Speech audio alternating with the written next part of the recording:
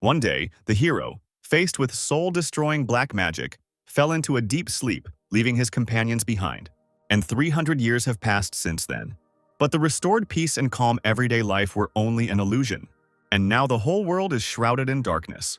300 years ago, when the main character turned 31, one hero came to the magic tower for him. The girl said that she had heard that once every 100 years a genius magician appears, and she asked him if it was him, calling him a boy. Archmage Lin just looked at the girl silently, slamming the book he was holding in his hand shut. Still silent, he approached the bookshelf and, under the gaze of the stranger, put it away from the shelf. Ignoring the girl behind him, Lin began to sort through the books that were lying on the floor, and the girl decided to call out to him, asking him if he could hear her at all. With a stone face, the guy replied that he was neither a genius nor a child, and his name was Lin. The girl beamed and ran up to the guy, saying that he really was the youngest 4-star archmage in history, and she said that she had come to the right place then. She smiled, looked at the boy's back and said that he was still a child.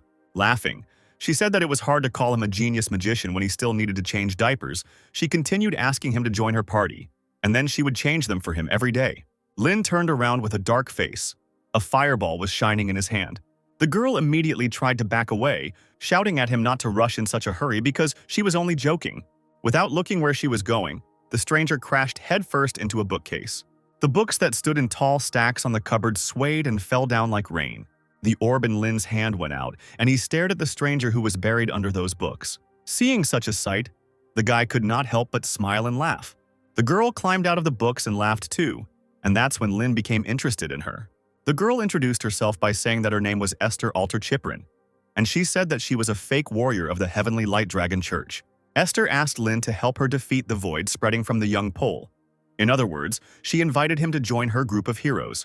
Esther's group already included 2 famous people, the famous archer of the Kaya's Empire and the fire dragon priestess from the Dragon Republic, Frida. In response to this proposal, Lin told Esther that he did not want to die, to which the girl asked who did. The guy asked the girl if he was as interested in those 2 as she was. Esther laughed and replied that they were as crazy as she was. But there was something even more interesting. When Lin asked her what it was, the girl replied that it was peace, a word that caused a strange dissonance in Lin, a man who had studied magic in the tower after being rescued from the slums. He had a goal to become the highest-ranking mage in the Empire, a 7-star rank mage. It was said that if you reached the 7th star, you could see the truth of the world. And Lin wanted to reach a dimension where no one had ever stepped before. Living here and reading books about magic for the rest of my life wouldn't be bad. But to reach the 7th star, he needed to know about the world outside the magic tower. However, aimless travel seemed tiresome to him, and he wondered whether he needed it at all. And then this clumsy heroine appeared and offered him to save the world. And this unexpected offer was enough to pull him out into the outside world. Even though he didn't have a burning sense of justice to save the world, he accepted it. Kaze was an archer whose accuracy dropped catastrophically without drink. He was also mute. Frida the priestess was a heavy smoker. She said that, as a priestess of the fire dragons, she should at least be able to cast a breathing spell. And then she would blow black smoke into Lin's face, giving out a crazy laugh. After this, a monster could suddenly appear and attack with loud screams. And although the party members had their shortcomings, they were masters of their craft. This monster prepared to attack people, and its eye lit up with a green light. But before he could do anything, a bright flash of light had already curled up in Frida's hand, blinding him. And then a huge wave of fire headed towards the monster. The party was strong. The terrible monsters they encountered on their way and the minions of the abyss approaching the server were nothing to them. Esther often joked with Lin. She would tell him not to dare fall in love with her. In the evening, she asked him when it would all end, and if he wanted to go on a trip with her. While Frida was fighting the bat, Esther nonchalantly told Lin that she was afraid that he would be deceived by another girl, since he was so innocent. And thus, in the company of his companions, Lin spent 5 years.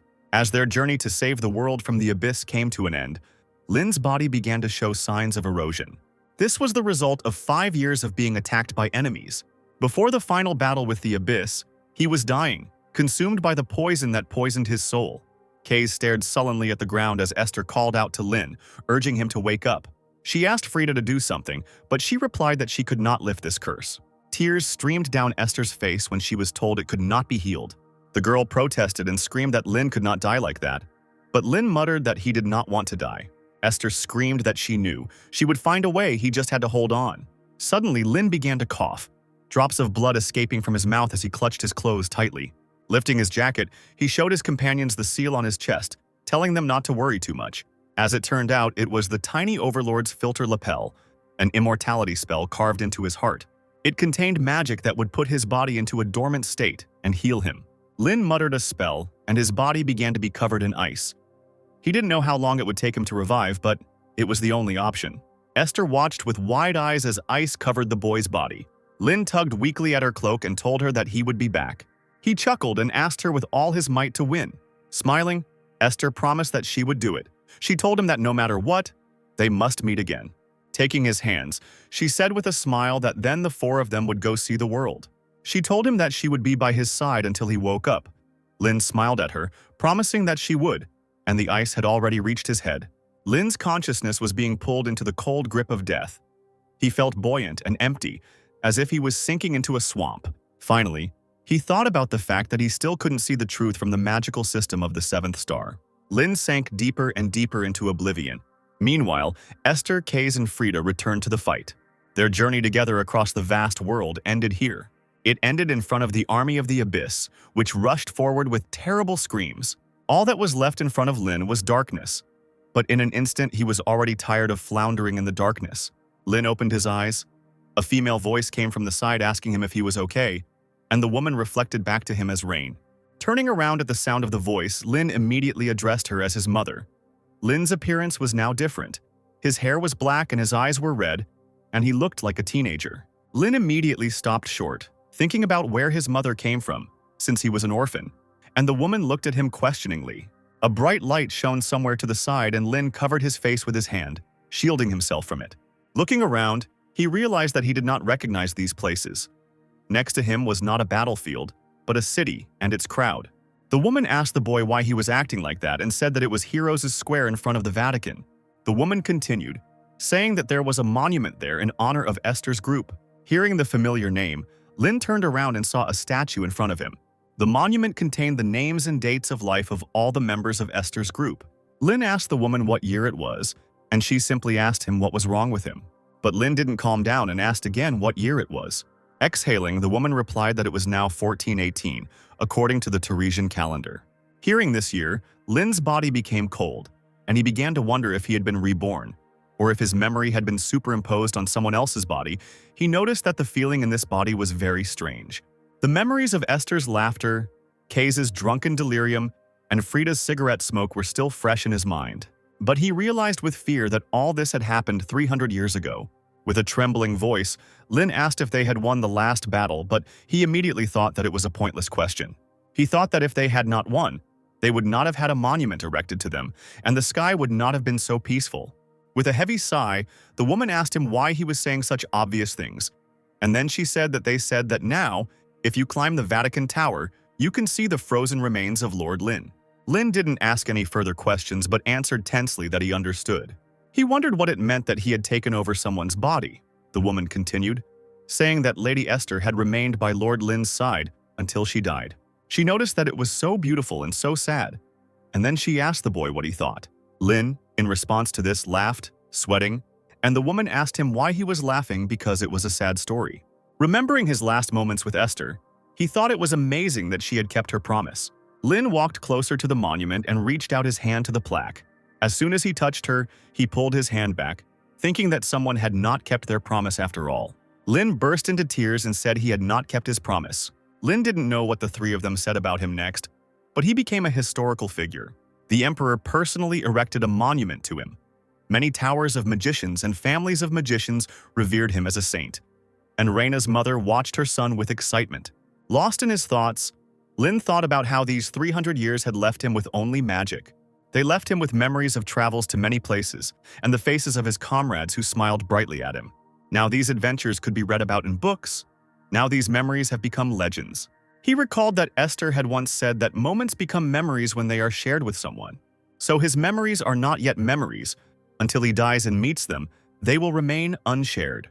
These are memories he must live with alone, like an unanswered echo.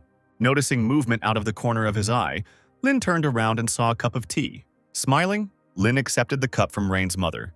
thinking that his friends were gone now, but they had left him this world. Looking at the cup, he thought about what he should do now, and then he remembered Esther again. Lin's eyes widened, and he thought about what else he had to eat and work with. The Holy Human Empire divided the mage class into 7 levels. Eventually, Lin reached the 5-star level of a mage. Only 2 people in the entire history of the empire had reached the 6-star level, known as a sage. Lin thought that, one could say, they had not reached the end of the truth. But Reina's mother waved her hand at him, getting ready to leave. Seeing the outstretched hand, Lin remembered Esther and thought that if he hadn't left with Esther, he would have reached the 6-star level and then grown old and died. But he would regret it all his life. Even if someone could turn back time, he would leave to travel with her again and again. But now Esther is gone. The girl hoped that this world would be filled with laughter.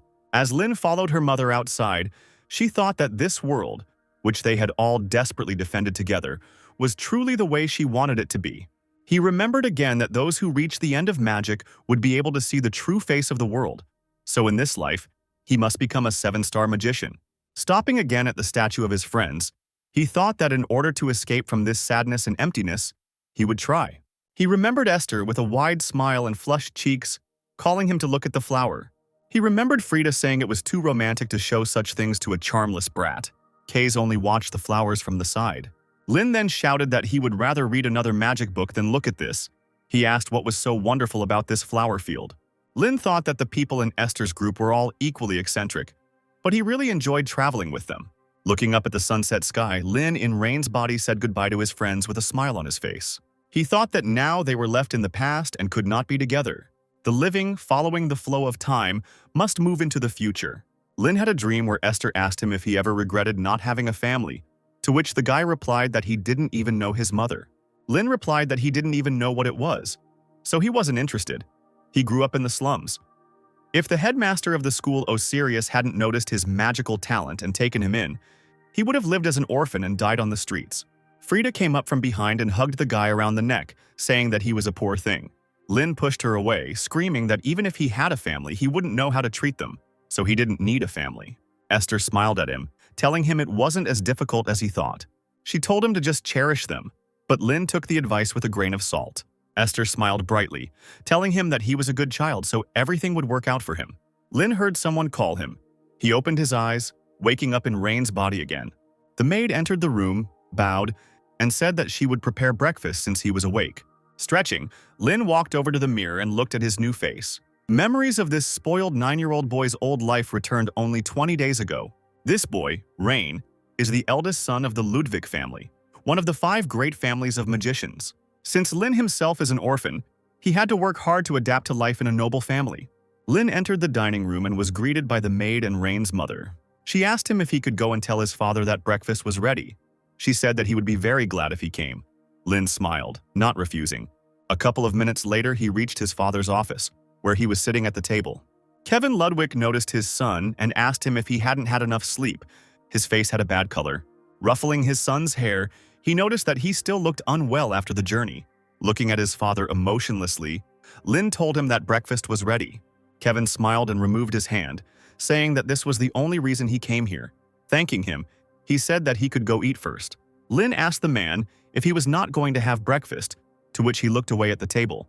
There was a piece of paper with magical seals on the table. Kevin said that the dissertation presentation was next week, so he was in a hurry. The man said that his mind was foggy from eating, so he tried to concentrate and get as much done as he could in the clear morning hours. And looking at the paper, Lin wondered if he was really stuck on this. He asked his father if he wanted him to help him.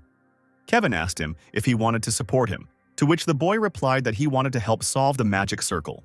Kevin said that the help was welcome, but his mother would scold him if he was late for breakfast. But Lin didn't listen to him and took the pen. As Lin drew his pen across the paper, he said that magic was the expression of natural laws numerically and then their distortion.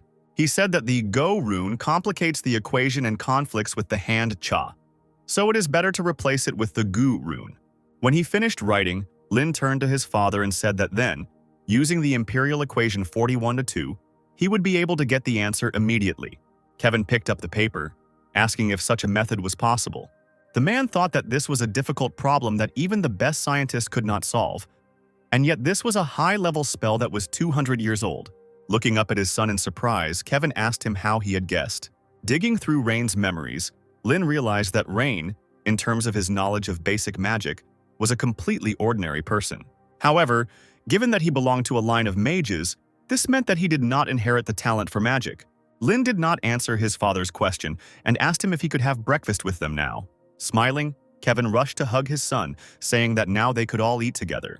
Raina's family was small: mother, father, 6-year-old sister. A little girl, Siri, looked into the room where her brother was sitting. Her hair and eyes were the same as Rain's. She was a sweet girl who inherited the traits of the Ludwig family. Lin turned around, noticing someone's gaze on him. The girl flinched when she realized she had been noticed. Without thinking twice, she ran away. Lin sighed heavily, thinking that such behavior was quite understandable. Because in Rain's memories, he was never kind to Siri. Instead of being cold, he was simply indifferent to everything. Lin didn't think about it anymore and returned to his book. Esther's voice echoed in his head, telling him that he had to take care of them. He couldn't just run away. Lin slammed the book shut, his teeth clenched in frustration, the words about him being a kind child echoing in his head again. Siri, who was standing behind the door, suddenly heard her brother call her, saying that he taught her magic. The girl looked out from behind the doorway uncertainly. Lin asked her if she wanted to play together then, but instead of answering, Siri ran off somewhere again. Lin sighed heavily, thinking that children were too difficult to deal with. But then, after a couple of minutes, the sound of little feet was heard. Siri walked up to her brother and handed him a book called The Basic Formula of One-Star Magic. Surprised, Lin asked her if she was really reading this at 6, and the girl nodded happily. He looked again at the girl, who was now smiling excitedly. Esther's voice came back to him in his head, asking him if he knew the meaning of this flower. In another memory, she happily shouted that she would tell the story of a certain cliff. Lin always complained that Esther treated him like a child, but in reality, he loved these moments more than anything in the world. Siri sat on her brother's lap and began to show what she didn't understand. Lin began to explain to her that a house with a thatched roof and a brick house are different. It all depends on the materials. In magic, this role is played by a magical figure. The shape of a magical figure determines the attribute of magic. For example, if you draw a triangle, it will be the attribute of fire, the shape of a fan, the attribute of wind. Lin continued by saying that the next step is runes. Runes determine the effect of magic, and runes are magic words. Yule means to bind, and Ho means to disperse.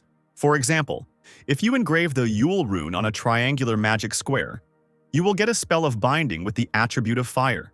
Lin said that it actually uses mathematical formulas. Siri innocently asked him what mathematical was. The guy looked back tiredly while the girl looked at him with interest, but he continued to explain anyway, deciding that they needed to go over addition and subtraction first. The servants who watched Lin teach Siri said that Master Rain had changed completely, and someone remarked that he didn't care when Mistress Siri cried before. As they entered the room, Raina's mom and Kevin smiled at the sight that met their eyes. The woman said she wanted to capture the sight in a painting, and meanwhile Siri fell asleep, nestled comfortably in the lap of her brother, who was also sleeping. Kevin said the artist might not make it in time, and Siri is too shy, so it might be too much. Looking at the table, the man noticed a book and notes, and realized that his son was teaching his sister magic. He noticed that after returning from the square, Rain seemed like a completely different person, and the woman agreed with him, saying that his tone had suddenly become more mature. She asked worriedly if it was possible that the void had possessed him, to which Kevin replied that it was not like that. He said that he had a similar experience. He said that when he was still a student, he had the honor of meeting Lord Lin. At that time, Kevin bragged that he had become a 3-star magician. But during the war, Lord Lin rose to 5 stars. Living in the peaceful era that the heroes created, Kevin realized how complacent he had been. Perhaps Rain had the same thoughts. After leaving the room, Rain's mother asked if Lord Lin was really frozen in time. Kevin answered that it was true. He had mastered ice magic perfectly, and that he remained the same as he was at 18 years old. The woman asked him to tell her more, to which the man replied that he didn't know anything else. Scratching his chin, Kevin noticed that the ice contained Lady Esther's magic. He said that only Lord Lin and Lady Hester could have induced her. He said he suspected that this letter turned out to be Esther's bequeathed letter to Lin, because one day he would still wake up. Kevin said he thinks their son is a genius. He said that he, moreover, could reach the level of a sage, because he had solved the magic square, which he himself had been struggling with for more than a year, and he had only looked at it. The woman exclaimed in amazement and asked the man if that was why he had come to breakfast today. Kevin said that was true, and he thought it might be a bit early, but it was time to teach him their family magic. Rain can become a mage thief who reads and steals any magic. This is only allowed to those who belong to the Ludwig family. This magic is only available to their lineage. The man said he wasn't sure if he could teach him, to which his wife asked if it was that difficult. The man replied that everything was fine. He already had an idea. Under a blue sky, a dazzling field of tulips stretches to the horizon. Cius Tulica. It is a beautiful region famous for its tulips, and a third of its land belongs to the Ludwig family. Rising to a sitting position, Lin said that if you want to develop, you need to set medium-term and long-term goals, especially if it is the path to truth. There is a lot to do to become a 7-star mage. No matter how young you are, there is no time to waste. Lin placed a piece of paper in front of him and said that they needed to call the guide first. Siri appeared behind her brother and asked him what he was doing. The guy muttered that it irritated him so much. Sighing, he nevertheless answered, saying that he was going to call a magic guide. The girl asked again. The guy asked whether he and she should call him. The girl jumped up happily and shouted that she wanted one too. Watching Siri happily spinning around on the grass, Lin thought that she seemed to be enjoying herself. But for a 6-year-old, her speech was a bit clumsy. Could there be something wrong with her? Following this, the guy began to draw on the sheet. Looking at his sister, he said that this was a high-level magic containing 4 different elements, so only a 4-star magician could handle it. There were only 10 of them in the country right now. Lin finished drawing the elements and a bright light shone from the paper. A huge table of light shot into the sky and Sari jumped to her feet, screaming with joy. Suddenly, Lin grabbed his chest. Blood suddenly started flowing from his nose and eyes. He muttered that it was still too much for 4-star magic. He thought that it was good that it was a summoning spell for a guide and not a combat spell. Otherwise, he would have died already. The pillar of light dissolved into thin air. Lin muttered that this body was trash. He began to wipe away his blood with a handkerchief and called Rudian. A blue butterfly appeared and landed on Siri's finger. This butterfly evaluates the user's abilities and determines potential magical power. Lin said that it was Rudian's function to tell her what to study and practice. He said that all the best runes for learning are collected here. It may seem simple, but it is 4-star magic. He asked his sister if she liked it, while she looked at the butterfly with a smile. Siri nodded her head. The girl ran away. Lin told her that now she should go there and study. Suddenly, he felt dizzy and almost fell to the ground. Clutching his head, Lin said that while he was recovering his strength, he would summon the second Rudian later. The second Rudian was summoned. He showed that the physical condition assessment, magical power, is 30-24. Lin thought that this was the level of a beginner mage and began to calculate the magic and stamina. The magic calculation was 77, and the endurance was 64. The guy sighed and thought that he had a long way to go. But then he saw that a bloodline of magic had been discovered that was considered teachable. Lin chuckled and said that this body wasn't complete trash after all. He remembered that when he was traveling with Esther, a young magician came to him. He wanted to prove himself as the best mage of all the mages in the Empire and join the group instead of Lin. However, there was nothing special about his skills. With just one blow, Lin could have completely defeated him. Looking at the defeated guy, Lin became even more convinced that there was nothing special about his skills. However, the guy's eyes, sparkling with a bright light, did not give him peace. Suddenly, the guy stood up and, waving his hand, summoned a huge pillar of light. Lin was able to defend himself and noticed that with those eyes, the guy saw all the magic he used. A fight ensued where this guy only counterattacked. Now Lin realized that this was the power of the Ludwig family's bloodline magic. Bel Sidious. By simply observing the flow of magic, a person can determine what kind of magic the opponent is using, and if their magic skills are equal, the one who uses it better gets the advantage. This Bel Sidious is a legendary eye that only 3 people have opened in the entire history of the Empire. If Bel Sidious is the ability to recognize an opponent's magic, then Bel Curious is the ability to steal it. The reason why the Ludwig family became known as magic thieves is because of this eye. Standing on his feet, Lin thought that the goal of childhood had now been achieved, and he thought that without magical power and endurance, he would not become a great magician. Returning to the house, Lin immediately went to the library where Kevin found him. The man asked him if he was interested in the family's lineage of magic. He asked that it was, of course, a bit early, but would he like to try to learn it? Lin replied that he would like to, thinking that it wouldn't hurt to study the theory beforehand. Kevin replied that then from today, Elin would be his mentor, but only while he was at the academy, and when he returned, he would teach him personally. Lin asked again about Elin, trying to search through Rain's memory to find who she was. Nodding, Kevin said that she was a wonderful person, taught at Deleighton, had great magical talent, and most of all, she was Aunt Elin, who loved her nephew more than anything in the world. He said that they met her when they were 6 years old and someone came into the library. A girl appeared in the library, frowning and looking ahead. She walked up to Lin and looked at him intently, and he just moved away from her. Elin snorted in annoyance and asked if the genius professor Elin Ludwig had come personally to train some unloved child. She grabbed the boy by the head and asked him menacingly if he was ready. The girl asked the boy if he knew who she was, to which he replied that she was Aunt Elin. Turning to the window, the girl exclaimed that he should now address her as Professor Elin, the great genius, and she said that she could not stand slow-witted people who did not understand at first. She glared at him and told him not to ask her any questions after she had taught him once. Thus began Lin's training in the bloodline magic of the Ludwig family. She did not enroll so that it would not be stolen by other mages, so it could only be learned from family members. Elin sighed heavily and said that she would now demonstrate. Then she opened her eyes, which were shining like bright sparks. Looking into her eyes, Lin felt a strange feeling, as if his whole body was being frozen. His eyes widened. He thought with admiration that this was the very same Belle Sidious. He exclaimed in admiration, while Elin closed her eyes and laughed smugly. Then she screamed that in order to use this technique, one had to calculate 3 spells at the same time, something that someone like him couldn't even dream of. Lin exclaimed that he could do it, to which the girl exclaimed that he was too arrogant. Elin, satisfied with the boy's reaction, wrote down several formulas. It was an analysis of magic. Leafing through the notes, Lin noticed that it was more theoretical than he expected. If the founder of the family, Ludwig, had not imposed genetic restrictions, then Lin could have taken advantage of this. Leaning towards her nephew, Alice asked him if it was too difficult for him since he didn't even understand what it meant, to which he replied that he just needed time to understand. Alice had not expected such an answer, and so she hesitated to do the honor of helping. Lin bowed to his aunt and thanked her for guiding him, and he said that he would now figure it out on his own. Alice asked him if he didn't need any guidance, and when there was no response, she told him not to ignore her. Lin sat down at the table and began to read the notes. Alice got angry at being ignored and walked away, saying that he could do whatever he wanted, but it wouldn't work anyway. After a while, she sat down opposite the boy and began to read a book. Lin tried to make sense of the notes and got stuck at one point. Suddenly, Alice snatched the paper from his hands without saying anything. She quickly moved her pencil across the paper, her face expressionless. After a couple of minutes, she placed the sheet on the table in front of the boy.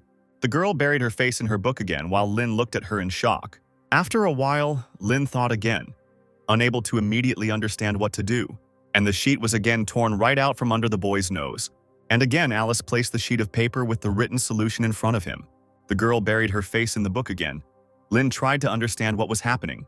He was trying to figure out if this was how modern magical education worked or if she was testing him, while Raina's mother was secretly watching them. After some time, Alice announced a break. She left the room, and from the side, a voice was heard calling Rain. Lin asked her what happened. The woman asked him if he thought Aunt Elin was unusual, to which he replied that she was very unusual. The woman said that Elin is not really honest. She tries to teach him everything, so even if he already knows something, he should ask her questions. She remembered that Elin was the same when she followed her and Kevin around. A few minutes later, Elin returned and sat down at the table, burying her face in a book. Looking up, Lin noticed his aunt sneaking a peek at his notes. When the girl noticed that the boy had noticed her gaze, she immediately turned away. But after some time, when Lin returned to the notes, she began to peek again. Lin thought that Elin was very annoying, even more annoying than 6-year-old Siri. Finally, Lin decided to follow his mother's advice and approached his aunt, saying that she didn't quite understand that part. Elin immediately threw the book aside and screamed that if he didn't even know this, then their family was doomed. And she asked what exactly he didn't understand. Lin pointed his finger at the text on the page, to which Elin immediately told him how he should solve it.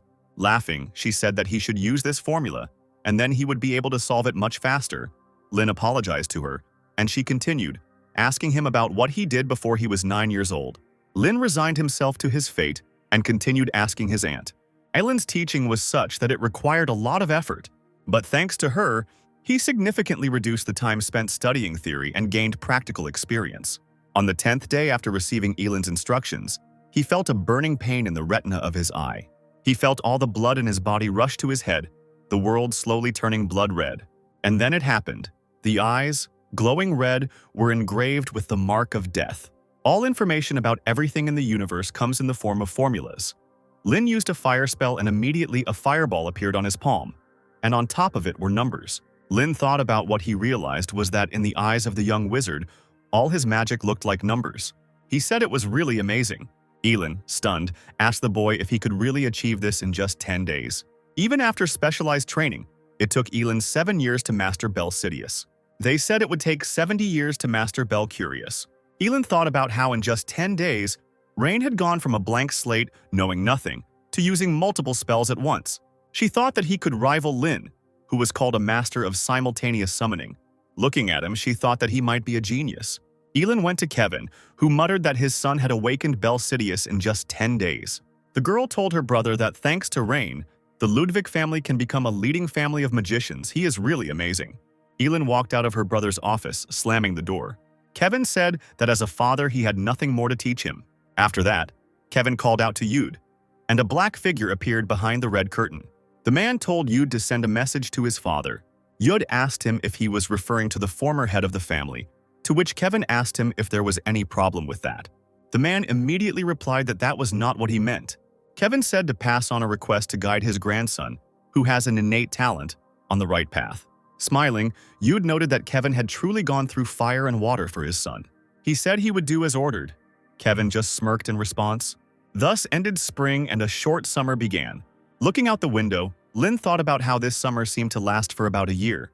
Dark clouds covered the continent, pouring rain day after day. Lin was incredibly busy that summer.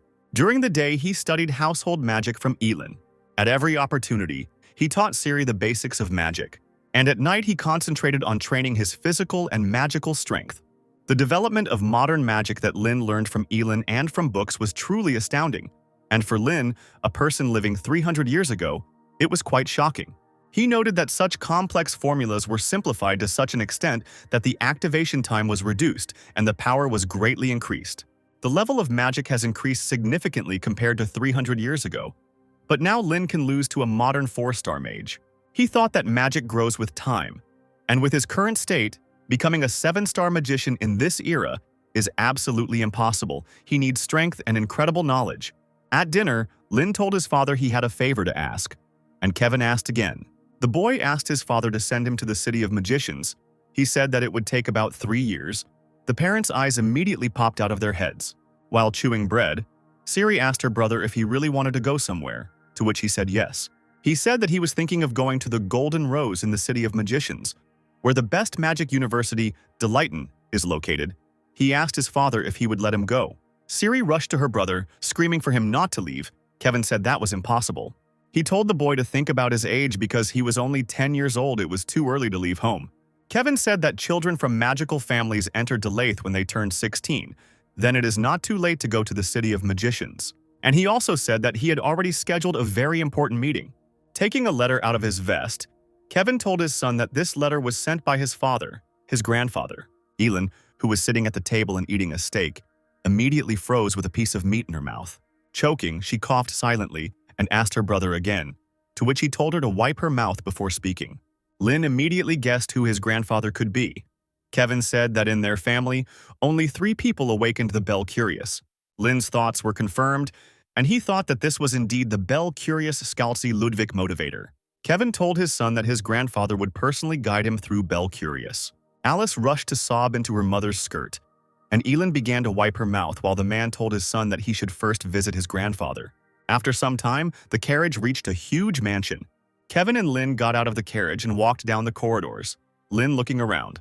Kevin told his son that he would go and greet his grandfather first. After a while, the man came out of the room and called Rain to meet his grandfather. The man standing by the window turned his red eyes behind him. He raised his hand and pulled out 2 fingers, around which red triangles of the spell glowed. Suddenly, he dropped his hand sharply, which activated the spell. Lin was immediately overcome with an unusual sensation. Everything around shook. The chandeliers on the ceiling swayed. Books began to fall off the shelves. Lin wondered in fear what this old man was thinking. Meanwhile, Scalzi had no intention of retreating. His hand glowed even brighter with the same spell. Lin decided to put his thoughts aside and respond to such a gesture. He raised his hands and they glowed blue. But the next moment, Lin's spell in his hands faded away, as if it had never been there. The man said that it was Bel Curious, and Lin involuntarily shuddered at the voice. Looking at the man, he noticed that his eyes were glowing with a bright red light. Scalzi said that this spell can control visible magic at will. After recovering from the shock, Lin smiled weakly, admiring the man. Lin exclaimed in delight, in response to which his grandfather asked him if he wanted to try it too, while Kevin only sighed understandingly. Scalzi's eyes dimmed, and he said that mastering Bel Curious was not enough. In order to use it properly, a master must fully understand it. He asked the boy what level he was at now. Lin replied that he could barely do a speed calculation of a 3rd-star spell, and he himself thought that he could handle spells up to 5 stars, but Scalzi also said that it was almost amazing. He said that, however, Bel Curious requires a huge amount of magical power, so in his current state, he was still far from that. In response to this, Lin asked about it being just a long way, and he asked if it was impossible. Scalzi was caught off guard when the boy screamed at him to take him to this level. Scalzi said his training will be very hard, so he will learn the right way. He said that his first greeting was too rude. He apologized for it and greeted them. Kevin was about to leave when his father called him and said that they could have a drink together after they confirmed Rain's suitability. Kevin, not expecting this, turned to look at his father with wide eyes. Scalzi did not look at his son, but raised his hand to wave to him. Kevin bowed low to his father, saying goodbye and thanking him. After some time, winter came and snow fell in flakes to the ground. At this time, Scalzi and Lin were practicing outside. The man raised his hand to the sky. A bright flash was shining in his palm, and he exclaimed to his grandson that he should be able to use Bel Curious freely. Lin rushed back as his grandfather shouted at him to cast the spell quickly and not screw it up. Scalzi's lightning struck the ground, knocking the boy off his feet, and the man screamed, asking his grandson if he was just going to stand there and watch as the enemy's spell was activated. And Scalzi himself thought with admiration that this boy had an amazing talent. If you teach him one thing, he will comprehend 1,000. He is a genius who masters in one go what would take others a month. All that remains is to master the use of eyes and develop magic. Lin ran around his grandfather as he told him that he had to risk his life in his studies in order to grow significantly. Lin shouted back at him that he understood everything. A bright fireball glowed in Scalzi's hand, and he told his grandson that he would release it now. Looking at his grandson, he told him that if he couldn't dodge, he would die. Lin ground his feet, preparing to meet the spell. Rushing forward, Scalzi gave the boy the signal to take action. Lin screamed loudly as he used Bel Sidious, and his eyes glowed a bright yellow. Meanwhile, the fireball was getting closer and closer to him. Scalzi shouted loudly at his grandson to hurry up. Lin stared at the orb, thinking that he needed to master his opponent's magic with Bel Sidious, and then manipulate it with Bel Curious. The ball came closer and closer when suddenly a bright red light lit up in the boy's eyes. Everything in his eyes began to move in slow motion. The fireball disintegrated into numbers. The grandfather who stood behind turned into a silhouette, covered in numbers. Lin's eyes widened as he realized that he had been able to activate the Bel Curious, the universe being converted into equations and fed directly into his brain. He thought that now he needed to change the formulas for his provision. He held out his hand to begin changing the spell. Information immediately appeared in his head that the array consists of 2 triangles. The designated runic symbol is Rudihin. The range is 23 kilometer, the size is 17 axles. The solution immediately came to his mind, and a moment later the fireball exploded in a bright flash. After finishing casting the spell, Lin began to fall from exhaustion, but Scalzi managed to catch him. Breathing heavily, Lin asked his grandfather if he could do it. Scalzi responded by joyfully exclaiming that everything had worked out. Now all he had to do was strengthen his magical power. Lin smiled faintly as the man continued, admiring the fact that he was able to awaken Bel Curious at only 14 years old. Scalzi thought that he had barely reached this level at 39. This boy could rewrite the history of the Empire. After some time, when Lin came to his senses, Scalzi said that he would not interfere in his life but wanted to give advice. With a serious face, he told him that when he turned 16 he should definitely enroll into Lighten. Lin didn't answer. He looked away and thought that he was no longer interested. Scalzi told him that if he graduated from the university with the highest level, he would have a chance to meet Archmage Lin. Lin agreed, but said that he was not very interested, and he thought that it was time for them to stop mocking the dead. Scalzi said he felt the same way, but Esther's character left a letter. Isn't he interested in its contents? Lin froze in shock. He couldn't believe that Esther had left him a letter. Scalzi told his grandson that no one had ever awakened Bel Curious at 14 years old. With his abilities, he should be able to read the letter. At that moment, Lin was so stunned that he could only listen blankly. Looking back, he could tell that this was the beginning. It became a story about a journey along the path of former comrades, following Esther's letter. Scalzi walked back into the house and Lin, coming out of her stupor, ran after him. There was about half a year left before the entrance exams to Delayton, so Lin decided to take this opportunity to find out what and where to visit when he went south. Kevin asked his son if he planned to stay in the magical city after the exams, to which he replied that he was going to, because all the knowledge was collected there. At the end of the year, the notoriously difficult entrance exam to Delayton takes place, and those who pass it begin their first semester in May. Lin's attention was drawn to a falling leaf when his mother asked him if he was sure about it, as he was worried about being there without security. Kevin told her that Rain's skills were exceptional and there would be no danger if he followed the known path. Looking up at the sky, Lin wondered if he would ever be able to call this conversation a memory. On the 13th day of his journey, Lin found himself in a small town somewhere in the forest. Namely, he found himself in the southern part of the Holy Empire, the Garum region, in a small town where there were many taverns and inns. And what's interesting is that all the people passing by were wearing bamboo hats. When Lin asked one man why everyone was wearing bamboo hats, the man asked him if he didn't know about Lin's caravan. The man said that long ago their first leader received help from the archmage Lin. He said that as a sign of gratitude they wear bamboo hats. The guy's attention was drawn to the staff behind the man's back as he continued talking about how this was a trading group with such a great history. Rolling his eyes, Lin wondered who this first leader was. Maybe he would remember when he heard his name. Lin asked the man what such respected chickens were doing in such a small town. The man replied that there was a problem on the road leading to the sunlit highway, and ferocious monsters appeared and dozens of people went missing. So they wait for the Lord's forces to come and destroy them. Monsters are creatures whose essence has been distorted by the abyss. They resemble animals but have a much more grotesque appearance and dangerous magical abilities. And no matter how many of them are destroyed, they never disappear. Lin walked away, thinking that as long as this monster wasn't a top-tier one, he had nothing to worry about. Night fell and Lin walked through the bamboo forest. Suddenly he noticed that someone was definitely watching him. However, nothing attacked. Perhaps this creature sensed the difference in magical power, like an animal instinct. Lin thought idly that he could deal with these monsters, but it wasn't his concern. The monster-slaying team will take care of that. Lin walked on, memories coming back to life in his head. He remembered Esther pointing somewhere on the map, suggesting a route. An irritated Lin listened to how they wanted to stop by a flower field on the way. Unable to bear it any longer, he shouted, asking them what they were doing.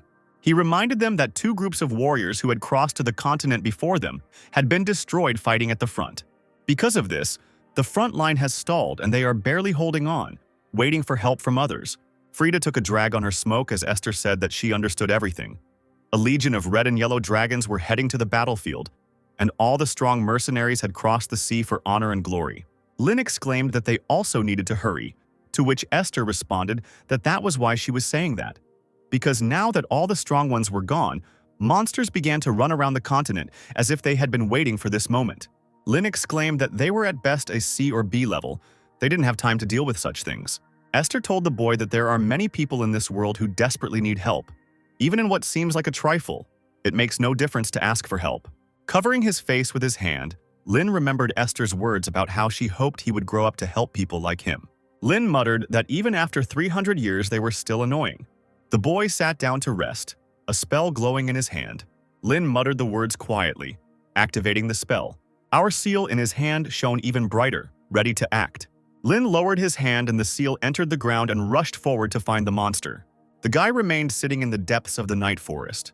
Finally, after some time, he heard a loud roar in his head and ordered the seal to bring the monster here. Something flashed like a dark shadow above the bamboo, and something heavy fell in front of Lin.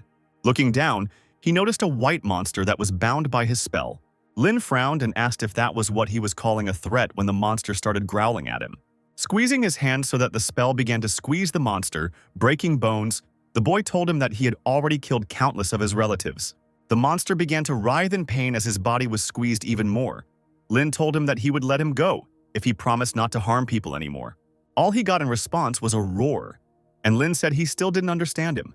Lin left behind the monster's body, cut into pieces, and he said it didn't help, it was just out of boredom.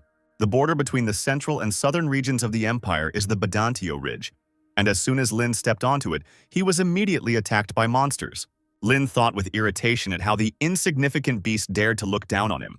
But suddenly, instead of the guy's spell, arrows started flying at the monsters.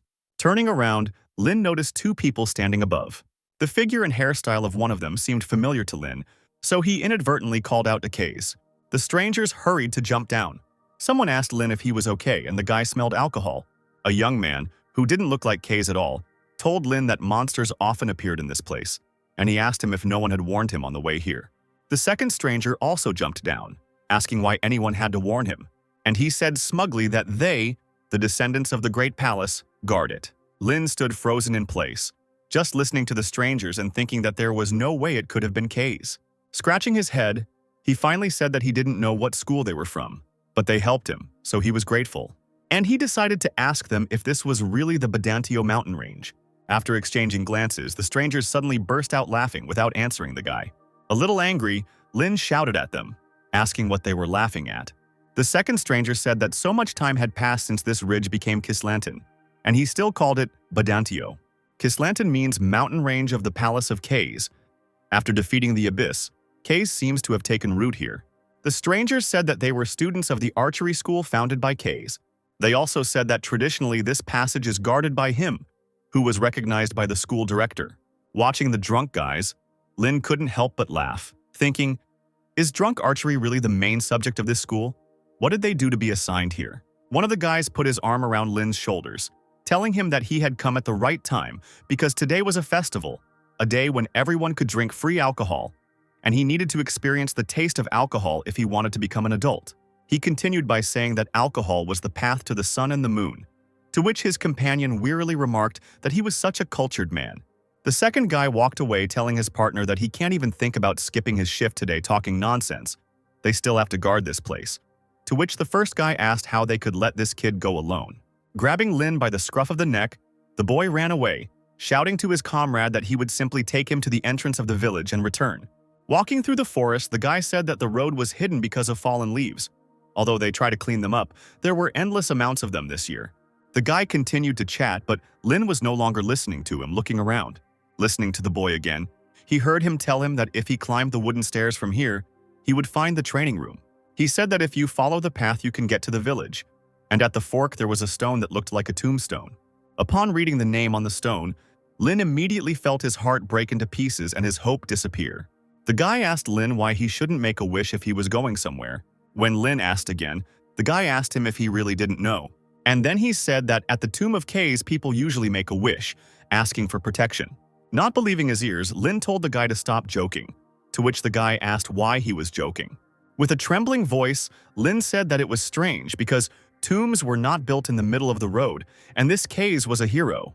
The guy asked him if he really didn't know the history of this tomb, if he was from this country at all. He asked him if he knew that among Caius's comrades was the Archmage Lin. He continued by saying that it was a well-known fact so he should know, but Lin was said to be very shy, which gave the real Lin a shock. The guy said that Kaze believed that Lin would return even after death. They said that if the grave had been in the village, Lin might not have come because he was embarrassed, so Kaze asked to be buried here. Lin remembered his moments with Kaze, how he got angry at his snoring and the smell of alcohol. He remembered how, in the middle of their journey, he taught him various symbols. Kaze loved to ruffle Lin's hair, which only made Lin angry and yell at him to stop. But now the guy involuntarily patted himself on the head. Looking at the stone, he wondered if Kaze knew that this farewell was forever. Lin continued to deny it, thinking that he had promised to return. Kaze appeared before his eyes, but when he turned around, his face began to melt, revealing his skull. Suddenly, Lin turned around and ran away. Like a madman, the guy ran through the forest without paying attention to the road until he tripped. He fell to the ground, but was in no hurry to get up, breathing heavily. As the sun began to set again, Lin reached the cliff and sat down on its edge. He told himself that he had to go back to Kaze's grave and say goodbye. Remembering Frida, he thought that even if it was already late, he had to go and tell her that he was back. Remembering Esther, he thought that he should say that he was sorry. He saw Kaze before his eyes and thought that he should go back and ask for forgiveness. The sun set behind the horizon, but Lin still didn't move from his place. He just lay down on the ground. He recalled how Kaze was able to find an eagle in the sky in pitch darkness. All the guys were wondering how Kaze could aim when he was drunk. When Kaze came down from his drunkenness, his hands began to shake so he could not aim. He recalled how Esther had told him that Kaze had no language and therefore could not speak. He remembered how loudly Kaze snored at night, leaving everyone else unable to sleep. Remembering all this, Lin couldn't help but laugh. But then he remembered their last moment together. But the guy kept laughing louder and louder, Soon this laughter turned into loud sobs. Lin raised his hands and covered his face with them. After some time, he rose from the ground and wandered through the forest. He walked towards the village where he again encountered the tombstone.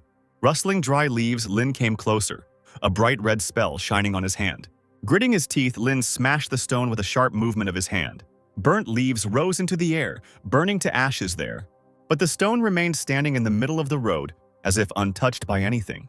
The sun set again and Lin turned and walked away, making no more attempts to destroy the stone. He mentally apologized to Case, thinking that it wasn't because he was shy, and all because he lacks courage. He lacks the courage to face them and ask for forgiveness. Without looking back once, Lin walked away, feeling the past recede even further. Autumn in the south was simply amazing. Under such an autumnal summer-autumn sky, a glittering city spread out before Lin. It was the magical city of the Golden Rose, in the center of which the University of Delayton was built. This proud was interesting to Lin from his past life, but he did not live up to his expectations. Everywhere there were shouts from vendors trying to sell books on magic and teaching aids. All sorts of charlatans offered people tools to enhance magic and rare items found in the dungeon. All knowledge passes through the Golden Rose is a phrase that suits the status of this place where everything gathers. Lin sat down next to one of the merchants and asked him how much this item cost. The seller replied that it only cost 10 coins, causing Lin to ask again. Smiling, Lin said that he paid at least 80 coins for it back then. Suddenly, the seller called him, saying that the bell had already rung, which meant the exam would soon begin. Lin hurried to give the money to the seller, almost forgetting why he came to this city. Suddenly, a scream was heard, and a man flew past in front of the guy. People were shouting for someone to catch the thief. The thief ran further through the crowd. Lin thought that the security here was not very good. Turning away, he thought that this was a big city, so the guards should be able to handle it. But then his thoughts were interrupted by the fact that someone crashed into him. Having collided with the guy, the old woman lost her balance and fell to the ground. Lin apologized excitedly and said that he had to go already, he was late. The old woman quietly muttered that it was a family heirloom and that her grandson needed it for the entrance exam. Continuing to mutter, asking for help, the old woman stood up and walked on. Turning away, Lin thought that now was not the time. He had an exam. But suddenly he heard Esther's voice telling him to help her. Coming closer to the old woman, Lin asked her if the man had stolen something from her. Frowning, the guy stopped the old woman, telling her to wait here. After chasing the thief, Lin climbed onto the roof and flew further with the help of a spell. Lin was burning with anger that he still had so much to do, and he was doing this. A bright flash of light flashed in his hand, and he told the thief that now he would turn to ashes. But before he could do anything, a voice was heard from behind and someone's hand touched his shoulder. The girl pushed him away and ran on, shouting at him to move away. She flew down from the roof, and a bright flash shone in her raised hands. Suddenly, the thief slowed down, noticing that sand was starting to rise in front of him. The man looked around in confusion, wondering where the sand came from. Meanwhile, the sand rose higher and higher. The girl shouted loudly to the thief across the street that stealing someone else's property in the Golden Rose was brave, she should give him credit. But he chose the wrong day. The girl stood on her head made of sand, and under her feet were 2 sand knights holding a sword, and she exclaimed that the thief was finished today. She continued her heroic speech with a smug grin, saying that it would all end for him today, because he had been caught by none other than Kristaten. Lin looked the girl up and down. He noticed her confidence in the sand swirling around her, and he realized she was Warden. The Varden family is located on the eastern edge of the border, like the Ludwig family. It is one of the 5 families of mages. Before Lin regained his memories, they met several times at family gatherings, the girl telling him to put in a little effort to not live like a loser. She pointed her finger at him angrily and shouted that he was a descendant of magicians, even the eldest son. She asked him if he was really not ashamed at all. Lin ignored her every time. Every time they met, she always acted smart, so he called her a nerd. Lin wondered how it was that she was already wearing a uniform since they were the same age. And in the meantime, the thief decided to strike back. Using a wind spell, the thief destroyed the sand tower and the knights, causing Kristaten to fly down. But the wind currents did not stop there. They began to swirl madly along the street, lifting other people into the air. One of the children that were there rose into the air far from its mother, but before it could fly far, it was caught by the tree roots. Using a spell, Lin, who was still on the roof of the house, returned the boy to his mother. Lin raised his head and looked at the thief again, his eyes glowing red, activating Bel Sidious. Looking at the thief, who had strange bracelets on his arm, he thought that this thief was a magician, and he also had quite decent magical power. The guy's gaze involuntarily caught on these strange bracelets, which shimmered golden in the sunlight. Kristaten didn't think of giving up. Frowning, she raised her hands again, activating the spell, and shouted at the thief that he was very good for a thief. She screamed at him to try and block this then, and then she quickly moved her hands with a bright flash shining between them. A little surprised by this outburst, Lin noticed that it was a 2-star magic that she even used mentally. The girl hit her palm against another palm, causing an even brighter flash. The whole city was shaken, and ordinary residents began to look around in confusion. Behind the girl, the ground began to crack. If the Ludwig family is known as magic thieves, then the Varden family is known as magic commanders. Breaking the earth into pieces, something rose from underneath it with a loud crack. A sand golem appeared behind the girl, its eye glowing red, and Lin thought that the Varden family's bloodline magic was earth magic. Kristaten asked the surprised thief if he would try to brag again now. But suddenly the golem's eyes flashed with a different red light. The thief raised his hand with the bracelets from under his cloak and shouted that with this he was invincible. His hand glowed with a dark light, and then something pierced the golem through and through. The golem's eyes went dark, and he was ready to collapse as a heavy mass onto the ground. But after that, the golem's eyes flashed red again, and he didn't care about anything. Noticing this, Kristaten turned to the thief and told him not to even think that he would fall from such an attack, while the golem prepared to attack its mistress. The thief smiled slyly, and the bracelets on his hand once again began to shine with a dark glow. But before the golem could strike, something flew into his hand, smashing it into tiny pieces. Lin appeared in front of Kristaten and said that if he showed his trump card so early, he could get a counterattack. Attacking the golem further, the boy said that just because someone used a spell first, it doesn't mean they've already won. Lin didn't think of retreating. His hand twisted again, but this time with the blue light of the spell. The thief screamed desperately, ordering the golem to kill those children. The golem obeyed the orders of its new owner and decided to strike with its other hand. Lin, in response to this, decided to use a fire spell in a circular shape. Raising his hands to the sky, the boy launched a fountain straight into the golem's face. Kristaten, who, like Lin, was soaking wet, asked the guy if he was a water mage. She said that although the water element is the natural enemy of the earth element, her golem does not fall from a 1-star spell. And to confirm this, the golem rose to its feet again, its eyes glowing with a menacing red light. The thief laughed like a madman and asked how they could boast of such a thing. Kristaten pushed the guy away and rushed forward again. Meanwhile, the golem did not stand still either, and, at the command of its master, rushed forward. Lin once again put his hands forward, using another spell, and the golem was again met by a strong stream of water. Kristaten, who was once again behind the guy, shouted at him that he should already understand that this doesn't work. The man still wouldn't stop and continued to shout at her to stop wasting time and just die. But Lin didn't give up. He continued to use the spell, pressing on the water golem. After a couple of seconds, sounds were heard and cracks began to run across the golem's body. Noticing this, the guy began to spray water even harder at the stone golem. The golem stepped back, and then he noticed that his last hand was beginning to crumble before his eyes. However, she was still intact enough to strike again, which is what the golem decided to do. Lin grabbed Kristaten by the collar and quickly jumped to the side, dragging her behind him. The golem's fist hit the ground with a loud thud, shattering it into pieces. The thief used his bracelets again. Lin thought that he was stealing someone else's magic, but he couldn't use his own. Kristaten, lying on the ground, screamed, asking the guy what he was doing because it was dangerous. But Lin had already jumped to his feet, and a bright flash of a spell shone between his palms. Kristaten noticed that the 1-star spell had only been cast a few seconds ago. Lin began to transform the spell, looking for a solution to this situation. The guy changed the law of the spell. He raised his hands up, and the spell shone even brighter. Lin released the spell from his hands, and it crawled across the ground, breaking it into pieces. From these cracks, plant roots emerged and wrapped around the golem's body.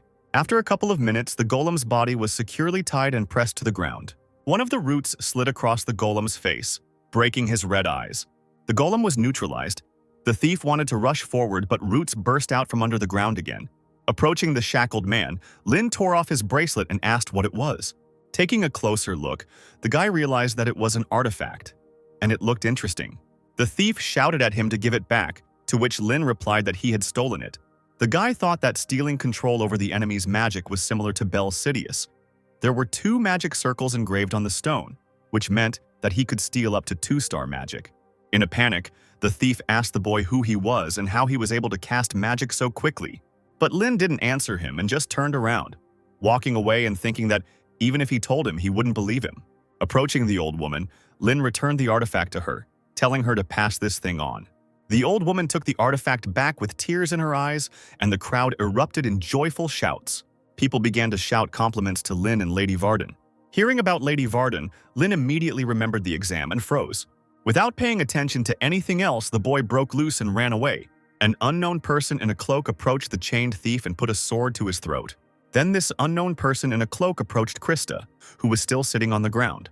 Krista recognized the stranger as Professor Caroline, who told her that she had made a mistake today. The woman said that it was great to be confident, but she shouldn't have used the golem so hastily. Getting up from the ground, the girl replied that she knew and would be more careful next time. And then she happily asked the professor if she had seen that boy, and noticed that his magic casting speed was almost the same as the professor's. The woman replied that he might even be faster than her. But then Krista said that the guy didn't seem that strong during the selection. Professor Caroline asked why the guy was here if he had come for the exam. Krista asked her what she was talking about, to which she replied that the exam had already started. Krista sullenly asked the professor if there was any other way she could not accept it. She asked if she could be given some slack if she was late because she was helping someone. The woman asked her since when she thought so much about others. In response, the girl exclaimed that a person like that guy should exist to make things more interesting. And she asked with a grin whether it wouldn't be better for the school to have interesting characters. Professor Caroline made no reply to this, but soon agreed. Back in her office, Caroline looked over Rain's file, which stated that he had no experience in magical competitions and no significant achievements in other areas. Perhaps he is a genius prodigy who can become the White One sent to the Ludwig family from heaven. But then the woman noticed that this guy had been Scalzi Ludwig's assistant for 3 years. She was a little surprised by this, because he was a former great magician and the head of Osiris. It didn't matter to him if someone was his relative. Everything depended on talent and strength. He ruthlessly rejected those who failed to produce results. Professor Caroline wondered if he was just an assistant. Then why was he called a prodigy by the 8 great schools? Thinking about this, the woman smiled to herself. Professor Caroline asked her assistant to make an appointment with the rector because she needed to discuss something regarding a private appointment. The sun was shining brightly into the rector's office, and she said that it seemed like history was repeating itself. They told her that it was impossible to say for sure, but it seemed that talents always appeared at the same time. Examples of this could be Hubert from the Racklin School, Lillian from the Rivendell School, Kaiden from the Harimun School, Nora from the Melev School, Logan from the Chehak School. 5 latecomers from 8 major schools were admitted immediately. The Varden family also sent a talented child, but he may have problems. The principal told Caroline that since the conflict between the magical families and the 8 schools was so deep, it was not very pleasant to get involved in the students' disputes, but it was certainly a special situation. DeLayton's principal, Madelia Page, said she would need to notify teachers and professors. She told Caroline to watch the students closely and intervene if necessary, but not too often. Caroline didn't answer the rector, so she asked what had happened. The woman responded that she thought it was too early. She asked if it was too early to make such a decision. The rector asked her to tell her more, and then Caroline said that she thought there was another genius in this generation besides Krista. Madelia asked if there were any new students she didn't know about yet, to which she received a negative answer. She then asked if this was the child she wanted to give an extra test to which Caroline replied that she wouldn't believe her even if she told her. She could very well have seen him at the family meeting. Madelia told her that she still had a bad habit of slapping her hands. Caroline replied that it was just her personal opinion, but maybe they could give Ryan Ludwig the opportunity to do so and not interfere at all. Madelia thought about this, and the professor continued saying that she was interested in how he would behave in this situation. The rector replied that they would have the results soon, to which Caroline agreed, saying that Owen was there after all. The rector asked whether he really said that he would not accept any award, to which she received the answer that he absolutely does not like it when it turns out that he is a hero. It brings him problems. Caroline said that he preferred to read his books in peace, to which the rector replied that he was strange. The professor grinned and replied that strange people make good magicians, as her teacher always said. But then she noticed that Madelia seemed a bit gloomy today. After a short silence, the woman replied to the other that she was still as insightful. She said that if Rain Ludwig caught that thief, then it seems to be connected to the Dark Church.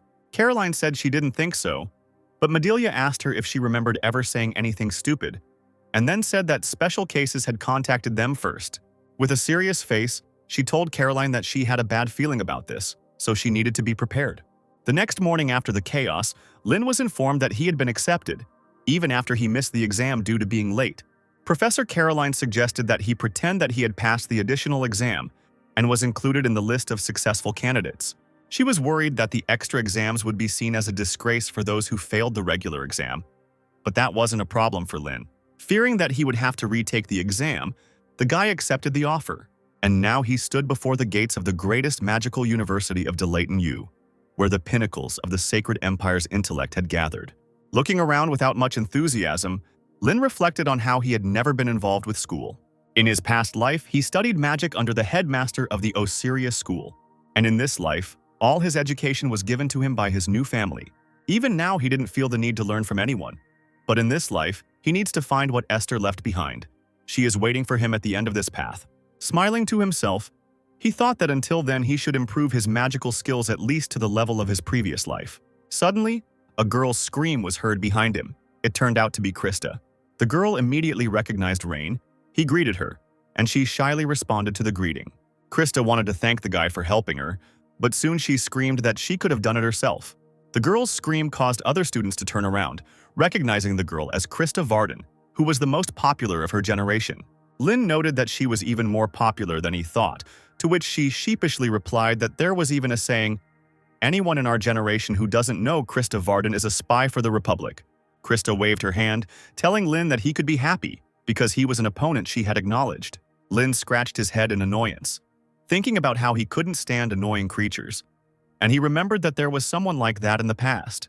Just like now, in the past, that girl as the number 2 candidate for the post of the next dean, he decided to consider Lin as a rival. The brat Lin met in the tower insisted on being treated like a senior since she entered the tower first. Lin remembered well how boastful she was. Lin chuckled as he looked at Krista, and she asked him why he was laughing at her.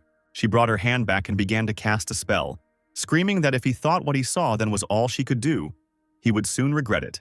With a wave of her hand, the girl summoned a sandstorm that filled the entire corridor. Lin couldn't understand why she was acting like that in a place like this.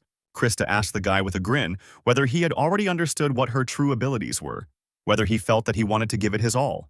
The guy thought that this girl didn't care about her surroundings. He thought with irritation that she looked like Giselle. Maybe she was her reincarnation, and he decided to put her in her place. But suddenly someone's mocking voice was heard, which said that this was such a dramatic performance. Looking at the girl, he reproachfully noted that on the one hand, she was the best newcomer, and looking at Lin, he noticed that on the other side was a genius prodigy who had barely passed the additional exam. Coming closer, he said it was like comparing extremes. Krista immediately recognized the guy and named him Hubert. There were rumors in the crowd that this Hubert was from Rohwinham School. He was a graduate of Delayton High School, and he had also been a rival of Krista for a long time. Krista called off the storm, to which Hubert encouraged her to continue as it was great fun, to which the girl responded that the quality of the audience was too low, so it wasn't fun. She smirked and said that it would also be a shame if he got caught in her magic and flew away somewhere, so he should be grateful to her for her attention. Hubert laughed and said that it brought tears to his eyes, and he asked if it wasn't too shameless to open his mouth, when even she couldn't handle it herself. He said that she should know her place or she would regret it. Frowning, Krista said that a finalist shouldn't talk like that, and she asked him why he didn't show what he could do. Hubert noticed that her proud nature had not changed, and he said that she would disgrace her family if she continued to live like that. Hubert's attention turned to Rain, and he said that he was so insignificant that he didn't even notice he was there. Bowing to the boy, Hubert asked him what he, the brilliant young master, was staring at, whether there was something on his face, or whether there was something in his words that bothered him. Lin tilted his head in boredom and replied that it wasn't so much that he was bothered by it all, but rather that he had a question. Who is this man acting so self-confident? He asked him if he knew how to use magic at all because he had to be able to handle it well in order to fight him. Everyone present was shocked by such a statement and froze in shock. Hubert's eyes widened as he asked the boy what he had just said. Krista couldn't help but laugh out loud. She exclaimed that he was trampled while bragging to the newbie. Hubert glared at her as she continued, saying that if she were in his place, she would be too embarrassed to even show her face. The teacher's voice was heard asking what they were doing there and then telling them to hurry up and come in. The teacher told Krista, as the freshman representative, to come in and get ready for the oath. Lin turned away from Hubert and headed into the hall under his gaze. Krista was dragged into the hall, but at the end she called out to Rain, She exclaimed that she would leave everything as it was for now because there was no time, but next time he might not even think about it. They would settle everything properly. The other students looked at Rain and wondered what this meant, since they couldn't even be compared. Someone told them that Krista would actually have a hard time. The student asked him what he meant, to which he replied that the young gentleman was the assistant of Director Scalzi. Soon everyone would see how strong he was. All the first years gathered in the hall, and the 1338th Delayton entrance ceremony began. Krista, as the freshman representative, gave her speech. Lynn listened to all this with boredom, thinking that it would all end as soon as possible. But then, the rector's welcoming speech to the first-year students was announced, and Lynn perked up a little. Medelia walked onto the stage as the host announced her as the best mage in the entire empire. The crowd began to whisper animatedly among themselves.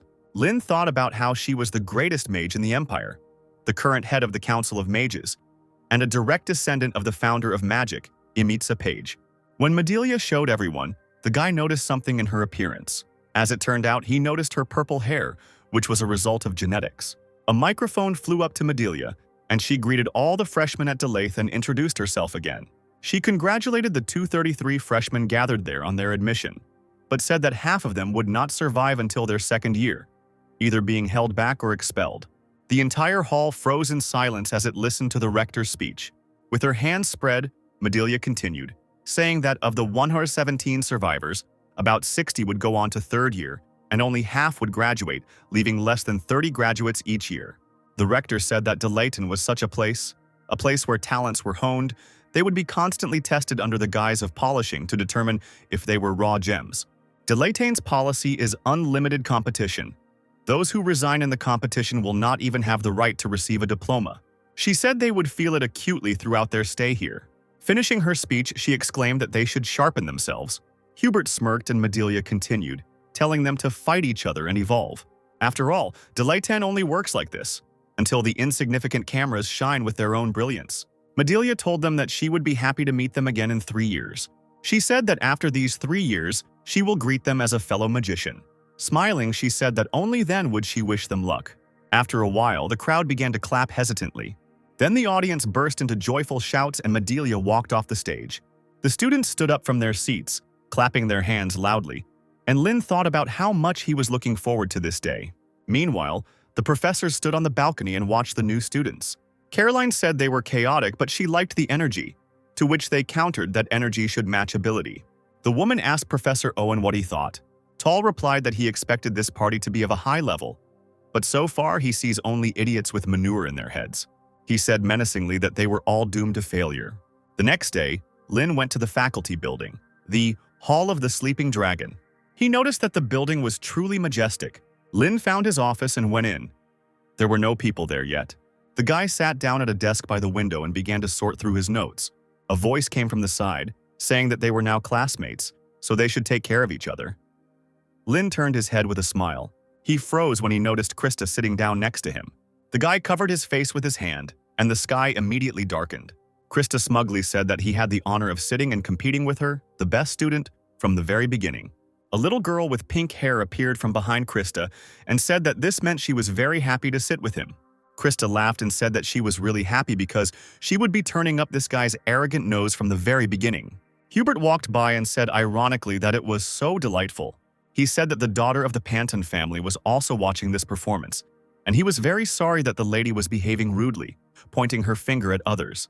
The girl replied that he did not understand. This is actually often Krista's charm. Gertrude Panton grinned and said that even without that she was quite charming, at least more so than someone who was only impressive in appearance. Krista, Gertrude, and Hubert began to exchange barbed remarks which made Lynn's stomach ache. He remembered how Frida had once asked him if he had ever wanted to go to school, to which he had replied no, and the woman had said that was strange. Lynn told her that he was already an elite magician. There was nothing left to teach him at school, to which Frida replied that he was an idiot. And she said that school is not a place to study for academic success, so Lynn asked her, what is the purpose of studying then? Frida replied that there you learn to communicate with people. Looking at the trio, Lynn wondered if Frida was right, and school was the place where they would learn about people like these. The hands on the clock moved closer to the start time of the lesson, and Professor Owen entered the classroom. He walked behind the lectern. Lynn wondered if it was a gorilla, but immediately realized it was the curator. An excited hubbub began again among the students. Noticing the tension, The guy asked Krista who the man was, and the girl told him that he was a professor known for being stingy with grades. Owen looked at all the students with an appraising glance. She noticed that many were yawning, talking among themselves, and in general were not in the mood to study. Covering his face with his hand, Owen made a displeased face. He muttered that he had no motivation at all when he thought about spending a whole year with these pathetic monkeys. Taking a piece of chalk in his hands, he said that they only have manure instead of brains. After asking someone where he was looking while he was talking, he snapped his fingers and sent the chalk flying. The chalk immediately flew into the chin of one of the students, forcibly knocking his head back. Noticing that the students were laughing, Owen raised his voice and said that they didn't know anything. They think that the whole world belongs to her. Since they have come to Delayton, they dream of becoming a court magician of some noble nobleman or living in clover, having built their own tower of magicians. They should cast aside their illusions if they ever become like that. They can call him master, but for now they are just monkeys, barely growing fur, and they still have a whole mountain of things to learn. He asked them if there was anyone from the 8 major schools there, and several students, including Hubert, raised their hands. Owen sighed and said that the worst thing here was them, the idiots from the 8 main schools. He said that the strange mathematical formulas they used in the name of school traditions were simply astounding, so he didn't even expect any contribution from them. They just needed to be left alone. He then asked if there were any noble families of mages, and Krista and Lynn reluctantly raised their hands. Owen told them they were just disgusting. He said that it was all because they were acting all know-it-all and arrogant, and without experiencing any difficulties, he told them to go home and learn to change their clothes on their own first. Lynn thought grimly that their professor was a great ape with an unparalleled talent for rhetoric, perhaps even more suited to the role of a cult leader than a magician. The man said that his task this year was to make them at least useful magicians, even better than monkeys. He sternly said that there was no place for anyone worse than a monkey here. Anyone who couldn't cope would be thrown out, so they should at least try to evolve. There was a deathly silence in the audience. Owen asked them why they weren't answering. Were they not paying attention? Approaching one of the students, he asked him whether he should teach him to answer. Owen asked if he was scary, to which the student quickly replied that he was not scary. Then Owen asked him if he was easygoing. The man announced that they were going to have a test now. He told the students to form teams of 2 with those sitting next to them. Owen said the last team would be eliminated. The students began to talk quietly, not expecting that they would be expelled so easily. Some began to suggest that this was all just to scare them. Owen walked up to the board and began writing the test assignment on it. A few minutes later, a task in the form of a spell appeared on the board. The man said that they were given 20 minutes for everything. From that moment on, they had to solve the problem on the sheets of paper that were in front of them. Those who cannot solve it within this time and those who pass it last will be excluded. A tense silence fell over the audience again. Owen shouted that the exam had already started. The guys actively got to work. Owen exclaimed that even monkeys could handle 2-star spells if they tried. Lynn glanced at Krista, who began to search for a solution, muttering under her breath. The girl told the guy to help her and make the basic formula using matrices, and then find the answer using the cubic function. Hearing about the matrices, Lynn asked her if she was the one who suffered unnecessarily. In response, Krista screamed that he stopped talking and started doing something. Krista's mind was filled with memories of everyone saying that the Varden family was already finished. And all because the eldest and youngest daughters were so disorganized. Krista was given the responsibility, believing that she would definitely be able to restore their family. Krista stubbornly scribbled her pen on the paper, muttering under her breath that she had to become the best at everything. Lynn looked at the girl and thought about the heavy burden she had to bear. Krista asked him irritably why he was looking at her like that. Had he already found the answer from the function? Lynn handed them a piece of paper with the function written on it, and Krista happily said that all that was left was to decide. But suddenly a strong wind blew, and the girl irritably asked why this was happening right now. Lynn extended his hand, using a spell to stop the interfering wind, and then all the sheets of paper with the solution were torn to shreds. Krista jumped up and screamed in panic. Owen told her to be quiet, and he asked if they couldn't do anything without making noise. After apologizing, Krista sat back down and said in a weak voice that she would have to start all over again. Lynn, noticing something was wrong, activated Bell Sidious. Near the torn sheets, he noticed a stream of magic. Following this stream, Lynn noticed that it was coming from one person, who turned out to be Hubert. The boy thought that the 8 main schools were just playing childish pranks. The Rohirrim school is the school of wind. Their secret art has no sound or color, meaning the magic used is wind manipulation. Lynn was pulled out of his thoughts by Krista's scream, telling him to give her his paper. She told him to rewrite it quickly. Unable to bear it any longer, the girl quickly took the piece of paper from him, asking him what he was doing. She began to write nervously, thinking that there were 8 minutes left, and she already had the solution process in her head. But then Lin snatched the paper from her hand. Before the girl could ask anything, the guy told her that they wouldn't be able to finish on time using this method. Krista asked him how he could know if he hadn't tried it, to which he replied that she wouldn't understand anyway. The girl looked at the guy with irritation, almost cursing. Lin told her that the task was doable. It was just that the solution was too difficult for her. And right after that, the guy started to quickly write another solution. After some time, the solution was already completed. Lin told Krista that she couldn't be a mage if she burned out so easily. He told her to remember that a strong magician must remain calm at all times. And he himself remembered that in the world where he lived, even 8 minutes was not enough. We had to fight fiercely with the enemies, winning every second. The price for a few seconds of delay was not just exclusion, but death. He thought sadly of all the lost people who had died because of his delay. Lin told Krista that this time he would take the lead and that she just needed to help. He told her not to delay them. Hubert and his partner had already finished the entire task and got up from their desks and went to the professor. Hubert handed Owen the solution sheet and asked him to evaluate it. Owen took the paper and placed it on the table. He raised his hand over it, which glowed with a bright blue light. The spell on the piece of paper activated and it rose into the air, releasing steam. Owen, with the same stone face, noted that all the runes were working fine. Considering that she had done it before everyone else, that was not bad. Hubert smiled and his partner relaxed. But then the man told them not to be so confident because it was not good. Sitting down at his desk, Owen told them that the problem would only take 2 minutes to solve, and so he gave them only a C. Bowing slightly, Hubert said that he couldn't accept it. He said that he had solved it first and his formula was perfect, so why such a low score? He asked what the reason was, to which Owen sternly told him to stop fooling around. Looking at the boy with a piercing gaze, the man told him that he knew better why he had a C. Hubert's partner asked the professor what it meant, and Lin appeared behind her. Lin asked the girl to step aside. Other students began to whisper that their answer sheets had also been torn up earlier. The students were surprised that they had already finished. Hubert looked at them in amazement. Lin handed the paper with the solution to the professor and asked him to evaluate it too.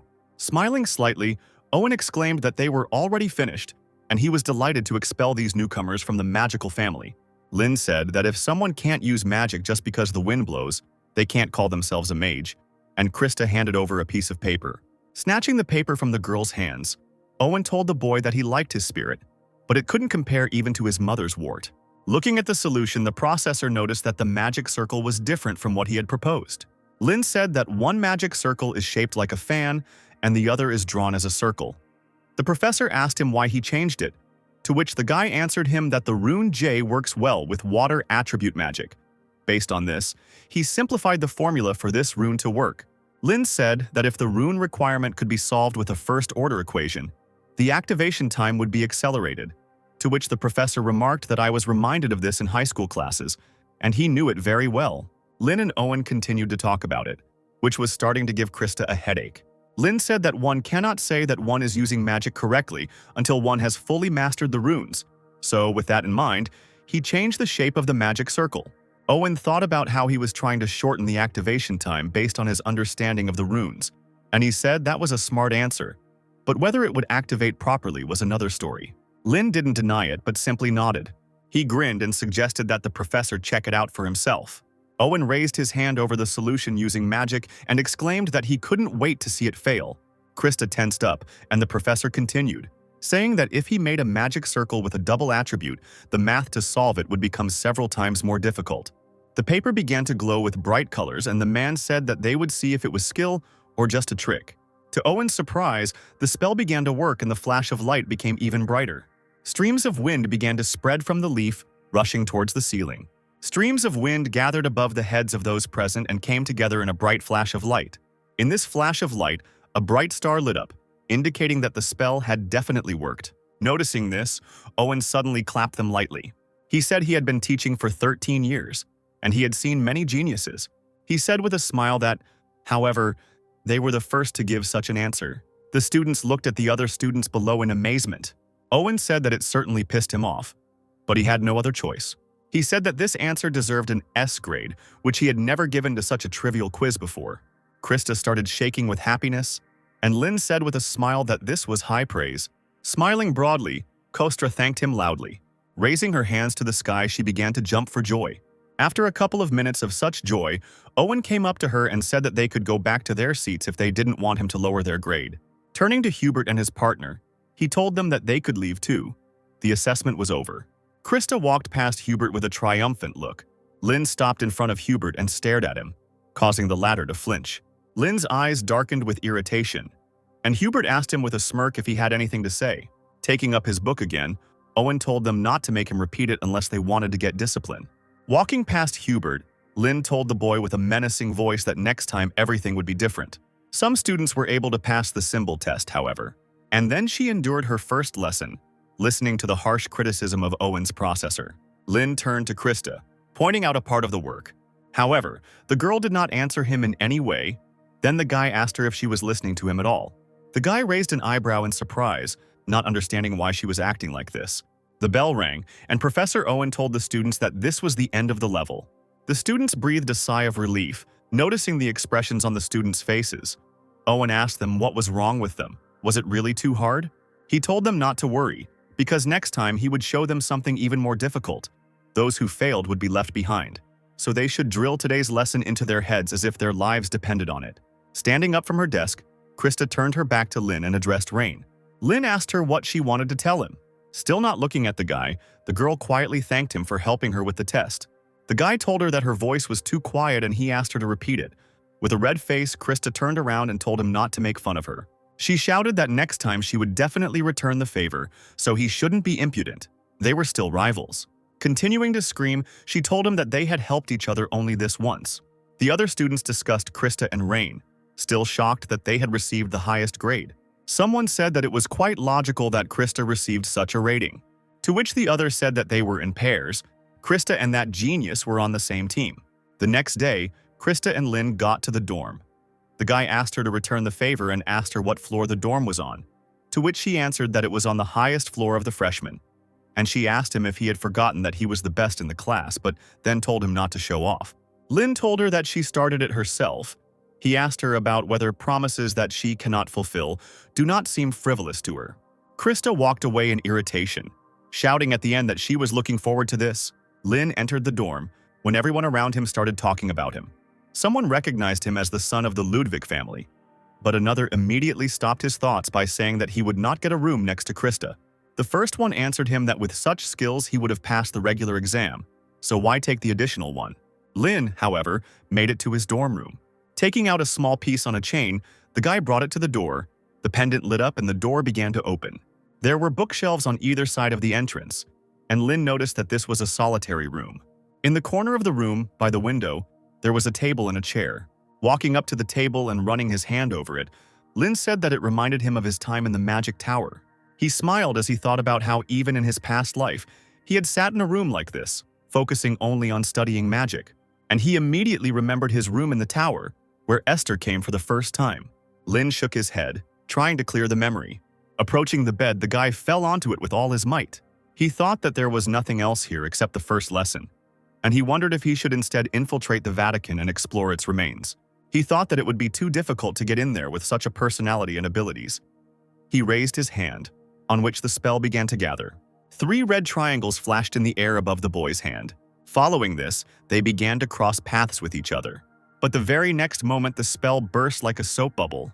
Lynn frowned and thought that even 4-star magic was still too much for him. Suddenly, the guy noticed someone sitting on the window frame of his window. As it turned out, it was an owl, with a rope tied to its paw in a bag.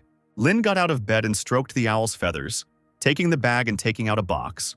The owl flew away, and Lynn noticed that the box had the date 1388 written on it. When the boy opened the box, he noticed that there was no sender on the box, and he assumed that his father might have sent it to him.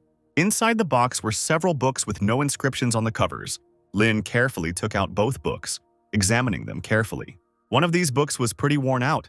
The guy looked at it more carefully and his attention was drawn to the inscription. He immediately recognized in this book the diary which he had entrusted to Esther at that very last moment. Lynn froze in shock and immediately wondered who could have sent him this. In a panic, the boy looked out the window in an attempt to see the owl or the sender. Looking around the street, he wondered if anyone knew his true identity. The next day, Lynn and the other students went to the campus's magical training facility. the Battle Dragon Field. The students watched someone fight while a countdown sounded that there were 30 seconds left to the goal. As it turned out, it was Krista, who fought various monsters alone. Gertrude noticed that there were only 15 seconds left, and she asked the girl if something good had happened. Continuing to fight, Krista asked her why she thought so. Gertrude continued counting and said that she felt more excited than usual. Counting down 5 seconds, she asked her if it was all because she met Lord Rain. Gertrude said she wondered what happened between them. While furiously killing another monster, Krista screamed that nothing happened. She was just annoyed that she would see his annoying face again today. Krista continued to make excuses, and Gertrude remained silent, thinking that she would not deceive anyone with her behavior. She thought that it seemed like the rumors about Rain Ludwig helping her during the exam were true. The girl thought that it was surprising because he was not like this at the family meeting. By that time, Krista's training was over. Hubert walked down the central hall of the student dormitory. Suddenly, someone called out to him, calling him a loser with a C grade. Hubert told this guy, whose name was Logan, not to mess with him. Otherwise, if he continued like this, he might die. Logan, a graduate student at Chakek School, told the guy to calm down. He just heard someone get a C and nearly died laughing. The guy continued by saying that besides, Krista got an S rating even with sandbags.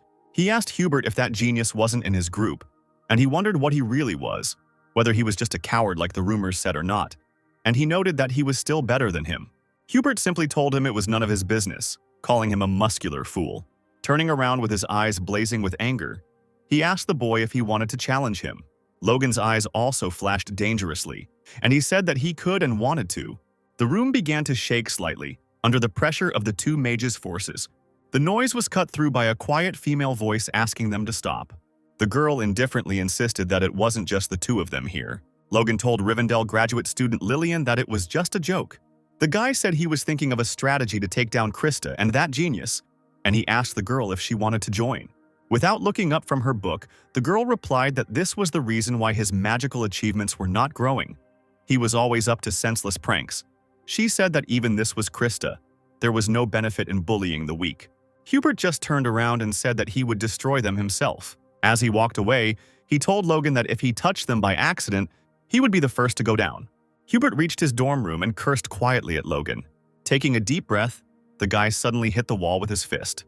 Gritting his teeth, he could not believe that this Rain worked under Professor Scalzi as an assistant, chosen not by blood ties, but by skill. While Hubert was thinking about how Rain couldn't even get a rank, he was sitting in his room reading one of the books from the package. Leafing through the book, he summed up that the first part tells about Lin's life. The second tells about the magic and fighting styles that he used. The guy slammed the book shut and sighed, thinking that this was incomprehensible. He wondered if anyone knew his identity, and even if they did, why they hadn't gotten in touch. Looking at his watch, Lin began to get out of bed to turn off the light before the duty officer arrived. As he approached the switch, his gaze caught on his diary. Thinking of Esther again, Lin couldn't help but pick up the diary. He leafed through it, and suddenly a blue butterfly flew out of the diary. Noticing this, the guy immediately threw the book aside and jumped back. Looking closer, he noticed that it was Rudian, whom he had created in his past life. He frowned as he thought about how this one was twice as big and much darker than before. He thought that even if it was him, how could he have survived for 300 years with whose magical power he managed to do this, and most importantly, for what purpose? The memory of his friends flashed before Lin's eyes again, and Rudian sat on his finger before the boy could react. Rudian informed Lin that his progress in researching the unique magic could be continued, with progress at 37%. And then a whole wall of text flew out of Rudian. After briefly glancing at the text, Lin immediately realized that this was all the things he had researched in his past life to reach the level of a sage. He immediately noticed that all 12 original runes that he had tested in real battles 300 years ago were there. He thought they had all failed, but they made up 37%. He immediately thought that there was no way that a 4-star magician like Rudian would be checking the progress of a 6-star magician. But then he smiled and thought that if this was all true, it meant that he had not made a mistake in his path. The butterfly flew from his hands, and he thought happily that if he continued in the same spirit, he would definitely be able to reach the truth. Lin sat down on the bed, completely oblivious to everything around him, and began to read his research. This sudden hope made him completely forget about the sender of the books. This information disappeared from his head in the blink of an eye. The next day, Lin got up and started getting dressed. Having dressed, he went to the door intending to continue his research again after 300 years. On the way to his destination, he was reading one of the books sent and noticed that it was raining. He noted that unlike the north, where it gets cool during rain, the southern regions remain warm even during rain due to the influence of the Badantio mountain range.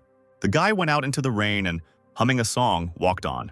Lin reached the place and asked about where he could freely practice magic.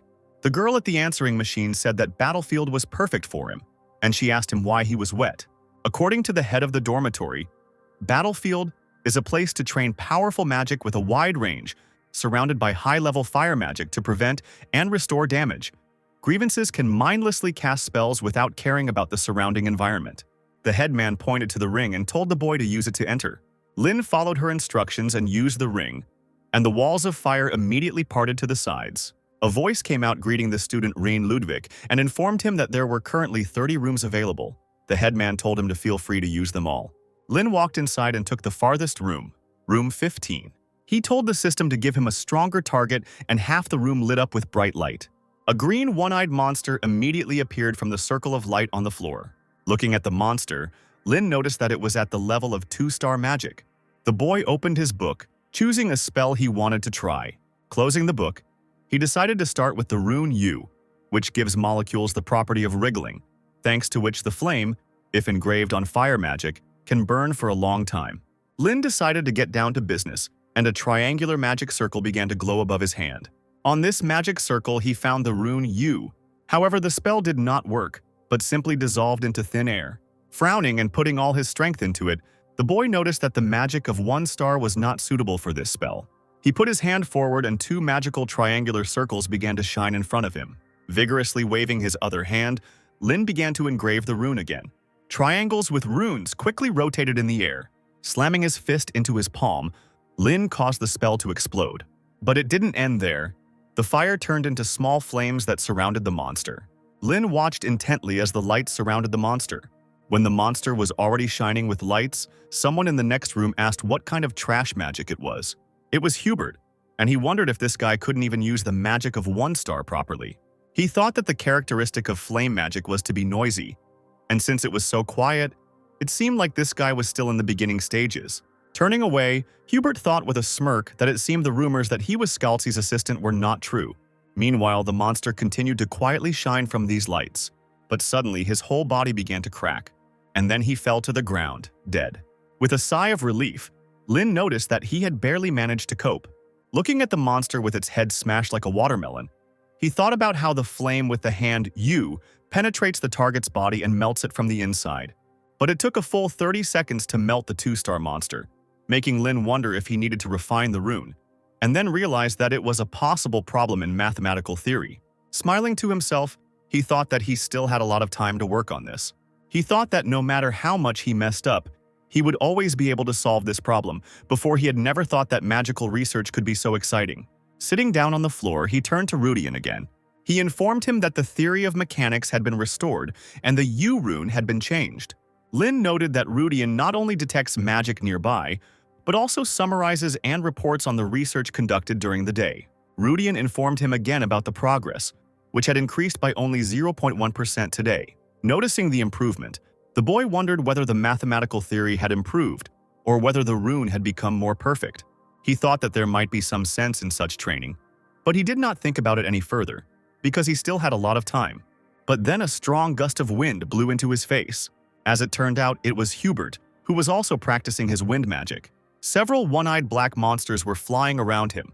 One of the monsters decided to go on the attack, and Hubert clenched his hand into a fist. And then the wind currents cut the monster into small pieces. The other 2 monsters were knocked down by the wind currents. Hubert quickly turned around and cut the bodies of these monsters with his hand, using magic. Looking at the guy who was shaking off his hand, Lin thought that he was not bad. At least it turned out well. Hubert continued training and Lin continued to watch him and noticed that something was wrong.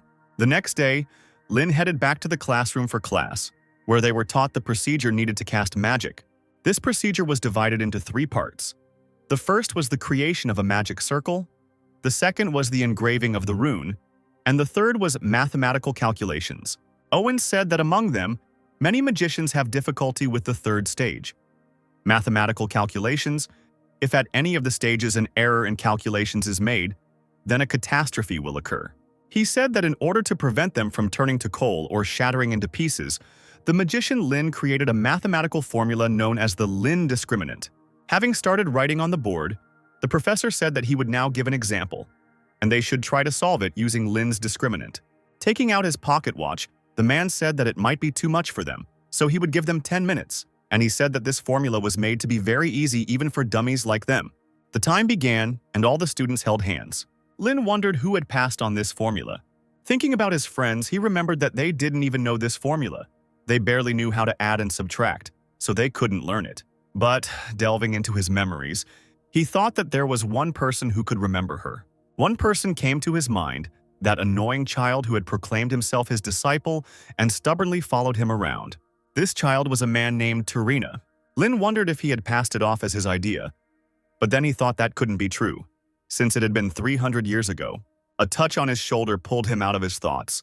Looking at Krista, he told her to let him see it if she didn't understand something, to which he responded that it was nonsense because she was a great genius. Noticing that Krista was talking, Owen gave her a non-stern look and the girl quickly apologized. The guy asked her what she wanted to ask then. Without answering, Krista handed him the box. When the guy asked what it was, she quietly said that it was cookies. Lin looked at the girl in surprise, and she said that she had stolen it because she had a little time left after her magic training. She pointed out irritably that she still owed him. Lin lazily thanked her and began to open the box. When he opened it, he didn't see any cookies, but only some coals. The girl continued to chat enthusiastically, and Lin froze in silence. Rubbing the bridge of his nose with his fingers, he wearily wondered if it was really a cookie. Still, he decided to ask again. When he received an affirmative answer, he asked her if she used mud instead of flour, to which she exclaimed that they were real. Enraged, Krista began to yell at him, but something else caught Lin's attention. He heard one of the students exclaim that he couldn't believe it had been that easy all this time. He said that Lin really was a genius, and Krista had stolen Owen's chalk. The students continued to praise Lin, saying that he was simply a god, or that he was an angel sent by God, which made Lin himself feel embarrassed. The disciples continued to talk about this. Someone said that he could be the reincarnation of a great sage, but not a god or an angel. They talked about how they envied him because he could handle any magic freely, which made Lin feel even more embarrassed and covered his face with his hand. Noticing the guy's embarrassment, Krista wondered why he was so blushing. Looking at his red face, she mockingly asked herself in her head if he was really that embarrassed because of a few cookies. She continued to smile, thinking about this proud boy being embarrassed because of the cookies, and in the meantime, Owen approached her with a threatening look. He sternly told her that for a monkey who does nothing in class, she knows how to protect herself. He asked her if she was interested in attending special classes. Krista wanted to justify herself, but she didn't have time. Owen announced the end of time and told everyone to hand in their answers. The fourth period of study was attending classes. Lin and Krista came out of the class and the girl asked him about what club he was going to join. Krista, without waiting for an answer, said that she would definitely join the Magic Volleyball Club because the descendants of the Magic family are obliged to maintain dignity while playing volleyball. Lin asked her again without interest. He asked her about the connection between volleyball and dignity. Krista didn't know what to answer, and so she started screaming, asking him why he was asking her something just to cut her off. He told her to take her time and look around, and he said goodbye to her. Krista ran after him. There are various clubs in Dalatin designed for the exchange of experiences and competitions between students, and they were created for this purpose. This is how the Combat Magic Club and the Fire Attribute Magic Club were created. A Festival Magic Club was even created. Clubs are created by students with common goals or motivations and receive funding for their activities after approval by a faculty advisor. This gives everyone the opportunity to dedicate themselves to research outside of classes. Lin thought that there were a lot of great places here, so he should look around. And he noticed with irritation that because of Krista, who was following him closely, he could not concentrate. She followed him, exclaiming that the magical family should join the volleyball club. The guy answered her that he hadn't heard that, but even if so, it was not a problem. Krista asked why it wasn't a problem, to which Lin replied that his father told him he wouldn't interfere wherever he went. Gertrude appeared from behind Krista and said that this couldn't be. She told him the same thing as Krista, in response to which Lin asked her if it was necessary. He smiled and said that he found the Fine Arts Magic Club much more interesting, and there was also this local development club. He thought happily about how in those days people were clinging to survival, but when the world became free, everyone was gradually able to do what they liked. He remembered Esther one evening talking about how when Lin grew up, the world would be a prosperous place. She hoped that Lin could protect these lives. Gertrude began waving her hand near Lin to break him out of his thoughts, but to no avail. The guy, without saying anything, walked on. The girl asked him where he was going. Lin told her that he was going to check out the local development magic club. Gertrude watched him go, wondering if he didn't know that magic volleyball was an integral part of all Soviet get-togethers. She said that the glory of the Ludwig family, which has been rivaling the Page family for over 100 years, could end with Lord Rainey. But then she remembered that the eldest daughter of the Page family had disappeared after a certain event. Smiling, she thought that even if the Ludwig family lost heart, a new era would begin under the leadership of Lady Krista. Realizing this, Gertrude turned to Krista with a joyful expression. However, there was no one behind her. Having lost all her enthusiasm, she thought about whether she could go after Lord Rain. Krista actually followed Lin, justifying herself by saying that she was just curious about what the Magical Development Club was like. Finally, they reached the hall above which the name of the club was written. As Krista continued to make excuses, Lin glanced at the sign and wondered if this was the right place. From behind the door came the voice of a guy asking how he could accept such ridiculous conditions. Krista and Lin quietly looked inside. The other guy answered him with a grin that the strong take everything. That's the main thing. DeLayton is right. Logan told the guy that the room would be useful to them, so they should give it to him. Lin asked Krista who the guy was, to which she asked him if he really didn't know. But she still said it was Logan, a junior at Chehak High. Now Lin asked about the Chehak school, and the girl told him that it was a school that specialized in producing magicians with an emphasis on martial arts. Logan asked the guy with glasses if he really wanted to settle everything with a duel, if he had the courage to fight the Elder. He continued by asking why they even needed this ridiculous lust of magical development. While the other students leaned on the couple in the doorway, Krista said that this happened often, because a club needed a room to run its activities. Logan continued to say something to the guy with glasses, and the girl continued, saying that sometimes there are no free rooms and you have to take the premises of another club. Lin asked her if it could be solved with a magical duel, to which she replied in the affirmative. She said that this was the clearest and most convincing method. She asked the guy if he wanted to join. Lin walked away saying it was too annoying, and the guy with glasses exclaimed that 8 schools didn't realize it. But learning math or academic success wasn't the only reason magic existed. Logan mockingly asked him what else she needed it for, to which the guy replied that it was true that academic achievements led to the development of magic. He continued by exclaiming that agriculture and aid were areas where magic was not used. He exclaimed that if they could find a way to use magic, it would easily solve problems like poverty. Pointing his finger at Logan, he shouted at him that the seniors had created this club to make this happen. He shouted that he thinks about people who are having a hard time every day, and therefore he absolutely cannot give up this club. Logan just laughed, saying that if it were possible, the archmages and sages would have done it already. Suddenly, he came closer and grabbed the guy with glasses by the collar. Lifting him off the floor, he said that he couldn't even hold the club against a rookie, so it was all useless. He mockingly asked the guy if these seniors had produced any results. He asked if he really believed that such pathetic research, left behind by these insignificant people, could change the world. Logan told the guy that he didn't even dare fight with magic, so it should be nothing. And he asked why he wouldn't help the person in front of him rather than some stranger. Clinging to Logan's arm, the boy replied that he couldn't do that. Logan noticed that he couldn't open his eyes properly. He asked him if he had just woken up.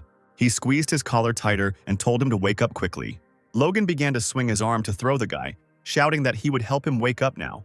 But suddenly a flash of lightning flew into his hand, causing him to unclench his fist. The guy fell to the floor, entering the room. Lin asked Logan why he didn't have a magical duel with him. Looking at the guy, he asked him who he was. Lin replied that he was a new member of the club, his finger still emitting smoke. Rudian in the room was still reporting that the process of researching the unique magic in the surrounding space could be continued. Now the progress was almost 38%. Magic did indeed open up many possibilities, but there were still many things that magicians could not do. In the past, Lin was able to create an oasis in the middle of the desert, which means there is an opportunity to help travelers looking for water. Esther turned around and asked Lin if she could ask a question. Then she asked him if he could create spells after this journey that everyone could learn and use easily. Esther wanted these spells to help people in trouble and make their lives a little easier. Remembering Esther's request, Lin glared at Logan. Logan mockingly asked him if he really wanted to join here. Behind the guy, Logan noticed Krista, and he also noticed the guy's red eyes. Turning away from the bespectacled boy, Logan apologized for speaking his thoughts out loud and said that as a student of one of the 8 great schools, he was on his way to greet the noble Lord Rain when he encountered him. As he got closer, he noticed that he had just mentioned a magical duel. With a threatening look, he asked him if he had made a mistake. Frowning, Lin answered him that he heard correctly. He asked him about why they didn't have a duel since he wanted to fight so much. Laughing, Logan asked him if he seriously thought he could beat someone like him. Lin just laughed in response and asked him if he was really afraid. Maybe he should give in. He asked him what if he didn't use combat magic. Logan's eyes widened in surprise, and Lin asked him if that would be enough for him, or if he could only use the 3 spells that the club had developed. Logan looked dumbfounded and asked him if he was serious. Still with that same carefree grin, Lin replied that he didn't think he would lose. Logan just laughed, saying it was a total failure. Covering his mouth with his hand, he said it takes 3 days to approve membership. He said that it was therefore just a personal challenge, and Lin told him to get to the point. Logan replied that if he lost, he would surrender, and he would drive out all the troublemakers himself. But if he wins, Lord Rain will apply for expulsion from Delatane. Laughing, he said that the reason would be that he felt an insurmountable barrier after meeting Logan. Krista, unable to bear it, slammed the door. Frowning, she told him to stop joking and just stop trying to take the premises. Logan told her that outsiders should shut up. Lin agreed with him and told her to stay out of it. Krista asked him if he understood what was going on, to which he said that there was nothing to understand. He was going to win anyway. He told Logan to choose the time and date himself. Laughing, Logan asked him again if he accepted the terms. Walking past the guy, Logan said that he would invite the professor as a judge. Passing by Krista, he said that they would not delay and would meet today at 6 o'clock at the Dragon's Blood Arena. Turning around, he said with a threatening look that they would see each other there. As he walked past the students in the hallway, Logan muttered smugly that they had caught a really big fish this time, so the seniors would be pleased. He told himself that it would be a fantastic day. Krista was still standing at the door, and she asked Rain if he had forgotten his position here in order to participate in a magical duel. While leafing through the book, Lin asked her if it was because he was a freshman, to which the girl told him not to joke. Noticing that the guy was not paying attention to her, she turned around and walked away, telling him to do whatever he wanted. Lin looked after her and wondered why she was so angry. Getting up from the floor, the guy with glasses told Lin that what he did was something logically incomprehensible. The descendants of a magical family never engage in magical duels. Lin noticed a ring with a dragon with spread wings on the guy's hand, and realized that he was already a second year. Lin asked the guy why this was so. He replied that it was because you had too much to lose compared to what you gained. He said that he was more puzzled than grateful, and he asked why he had helped him. The guy replied that he wasn't going to help, but you could say it was for the task. The guy with glasses said that he was grateful anyway, but it seemed like he was underestimating Logan. Lin asked him if he was really that impressive. The guy replied that he was a king-type mage, and was especially strong against general mages who specialized in long-range magic. Moreover, thanks to his strong physical abilities and character, he has already participated in several duels and won more than 90%. Sitting down on the table, he told Rain that he had embarked on a very reckless adventure, all because he had spoken carelessly. He went on to say that he may have exaggerated when he argued with Logan. It is not such a great club. While wiping his glasses, he said that he grew up in a village and that the villagers collected money for his education here, and he decided to repay them in his own small way to make the village better. That's why he joined this club and started studying magic. But things didn't go as planned. Over time, the anxiety and worry only increased. But he continued to cling to it for his own personal reasons, but he never achieved anything. He asked Lin if it was really a shame. Laughing, the guy with glasses said that it was simply the will of God that he drop everything and take part in this duel himself. But Lin asked him what was pathetic about it. He said that he had agreed to this duel himself, and he asked if he could borrow some books related to the club's magic to look through. Taking the books, Lin walked away, saying that he would return them when the duel was over. The guy with glasses called out to him. Suddenly, Lin asked him if he knew why Archmage Lin started practicing magic. He himself answered by saying that he started it to survive, and everyone starts for personal reasons. Lin walked down the hallway to the sound of other students sniffing, wondering if the rumors had already spread. Catching glances at himself, he thought that this was more than expected. Suddenly, someone called him sharply, causing him to flinch. Turning around, he noticed his Aunt Elin, all sweaty, asking him how he was doing. Before Lin could respond, Elin ran up to him and punched him in the chin. Just recently, she received news that the genius of the Ludwig family was participating in a magical duel. Rubbing his cheek with her fist aggressively, She said that she must have misheard that he was starting a duel. But Lin told her honestly that it was true. Squeezing her nephew tighter, Elin said that her nephew had caused quite a stir, and for that she needed to drink some liquor. After letting the guy go, she told him that if Logan hit him, it would hurt several times more, and she asked him what he was even thinking. Looking at his aunt's back, Lin asked her if she was worried about him. Running up to him, she screamed, asking him if she really looked like a pathetic aunt who was worried and asking about someone like him. Tapping her finger on his chin, she said that he would only come to his senses after he got a good beating from Logan. Puffing with irritation, Elin walked away down the corridor. Rubbing his cheek, Lin apologized to his aunt and told her that he didn't know that wasn't allowed. But he assured her that it did not bring shame on their family. Elin replied that it was already connected, because of his thoughtless actions. In the worst case, it would end in expulsion. And then she said that everything was fine. She was still irritated by those who laughed at him as if he were a worthless offspring. She smiled and looked at the guy and told him to trample them properly when he left with victory, since he started it. She exclaimed that the name of the Ludwig family was on his shoulders, so he must do something that others could not even think of, to rise to his level. Lin smirked, and Elin told him to teach them a lesson. At 6 o'clock in the arena, Lin and Logan met. The stands were filled with people. Lin thought that his aunt need not worry, since that had been his intention all along. Some students in the classes noticed others running somewhere. All the students came running to watch this duel. All eyes were on the worthless loser and jock from Chaycock. Professor Caroline asked Professor Owen who he supported. Logan from the same faction, or Rain, whose student was being sent. Owen replied that status, pedigree, or education meant nothing to him. He simply replied that he would support the one who was stronger. Judge Theon entered the arena and announced himself.